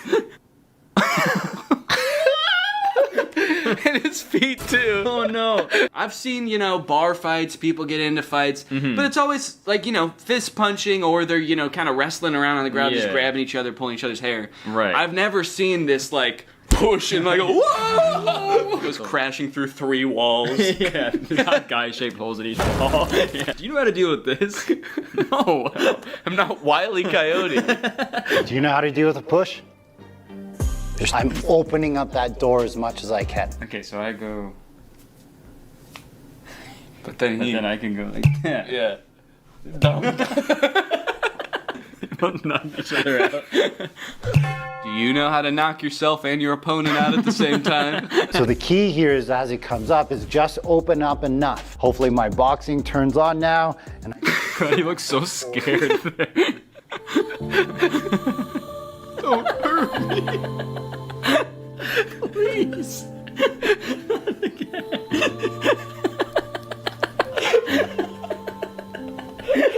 he actually gonna hit me this time? He's like softly blinking up at me. What are you doing to this guy? He already got pushed, man. He's been through enough. He also just said, hopefully my boxing turns on now. I've never practiced boxing before, but I really hope I know how to box. I hope the skill comes out of nowhere. And I just bring that hand forward as much as I can. Jesus. He was not expecting that second one. Bring that hand forward as much as I can. He's still standing there. I throw another one or two. But that doesn't always work, especially if they're super big or if you were caught off guard. So if you don't know how to do all that he just did, the old wax on, wax off, you can do a soft fall. Okay. That would really throw your attacker off if he pushed you and you actually fell, right? And yeah, that would fucking confuse him like crazy. Now what? I thought he was gonna get closer to me. Suck all that in to minimize the damage that you take. The most vulnerable guy I've ever seen. Quit your job, man. You don't have to be there. When that push comes down and he goes to break fall this time, now he's not there. That's the way you're supposed to fall. Straight into a coffin. Like a fucking vampire. He's suddenly in a suit and palmed. Time. Now he's not there. Now he's not there. Yeah, he is. Where'd he go? I can only look up here. He's like... Nobody make a bag. Yeah, nobody tell him. Also, that night before you go to the bar, look up what color the carpet is at the bar and dress like the carpet. So you fall to the ground, then you sort of scuttle. Like a little crab. Okay, Curtis, so if all else fails and you need to defend yourself, all of the making yourself a hard target didn't work, he pushed you and you didn't fly far enough away, you're gonna need to fight, okay? Okay. The good news is, all you need is one punch, okay? You can end any fight with one punch, and I'm gonna show you how. Okay. Yeah. I'm excited. Jerking the Lexus. Yo, what are you talking about, You man? cut me off in the chill, parking lot. Chill. Do you know who I Stay am? right You wanna there. go? Don't enter my You wanna space, go? man. Do you know how to end a fight in one punch? I can see why he hired this guy. He's so good at, like, leaving the frame as quickly as possible. Yeah, he's a pro at that. My space, man. Do you know how to end a fight? He's just gone. Once I felt like my foot was planted enough that I could push off of it, I had to make sure I wasn't showing the punch or creating a tell. This is creating a tell. Loading, shrugging, trying to punch and come out. So the first thing you want to be good at, Loading, shrugging, trying to punch to come out. making sure your arm is... God. I just feel like there's a more tactical way he could be standing in all these videos. Instead of just, like, the most malleable, just, what are you gonna do to me now? I feel like he should be trying to evade it or something. He's just, it's so sad how willing he is. I deserve it. And he's like, and don't worry about this guy, by the way, guys, he deserves all He this. deserves all of this. He's a hellish fiend of a man. You should see him off camera. Remember, in self-defense, he's approaching me, I'm hitting him, and I'm trying to get away. He said you're punching him and trying to get away. Yeah, you gotta pick one, I think. Yeah. He's on the ground, you're punching him, and you're like, let me get out of here! This sicko's attacking me! Unhand me! If they're a bigger opponent than you, then you don't just hit them with your arm, you have to hit them with your body. If they're further away from you, you can open up the hand and do like fingers into the eyes. You might break your fingers, but at least you're not going to get involved in a fight anymore. If you train martial arts, use your fist. If you don't train martial arts, use your palm. I thought this was gonna be like a one punch. Like he's gonna teach us how to do one specific punch, but he's Right. like, I don't know, you might want to stick your finger. Let me think. You might want to stick your fingers in his eyes. You might want to finger his butthole. hit him with this side of your hand. This part with your body. Yeah, lean him over, spank his ass. Spank his ass, pull and tug on his wiener. I don't know. What was I talking about again in The this video? title is End of Fight with One Punch. There is no guarantee when it comes to self-defense, like one punch is going to get the job done. That's just clickbait, guys. What the fuck? He said that like that's not the title of his video, but other people do that. Yeah, I would never clickbait you guys. Look, other people are gonna try to convince you can end a fight with one punch. That's just a bunch of clickbait bullshit. That pussies would say. I would never do that. And honestly, only pussies would fall for that too. But anyway, thank you guys for watching this video. Thank you for the money. The reason why I punched him in his face, because his hands weren't protecting his face. If his hands were here, it's a whole different entry. And that's the end of the video. Nice. Honestly, I'm sure there is some good self-defense advice in here, but I just like the way these videos are shot. Yeah, they're especially the short videos, because he's like, okay, we got to get people's attention. So. Yeah. Yeah. All right, Curtis. Well, you know what? Honestly, man, I'm proud of you. I feel like I can tell that over the course of these past, gosh, I don't know, we've been recording for like an hour. Mm-hmm. I feel like you've really changed, you know? You think? Yeah, I feel like you've taken the initiative. You're no longer an easy target. Honestly, now, you're a threat. And for that, I commend you.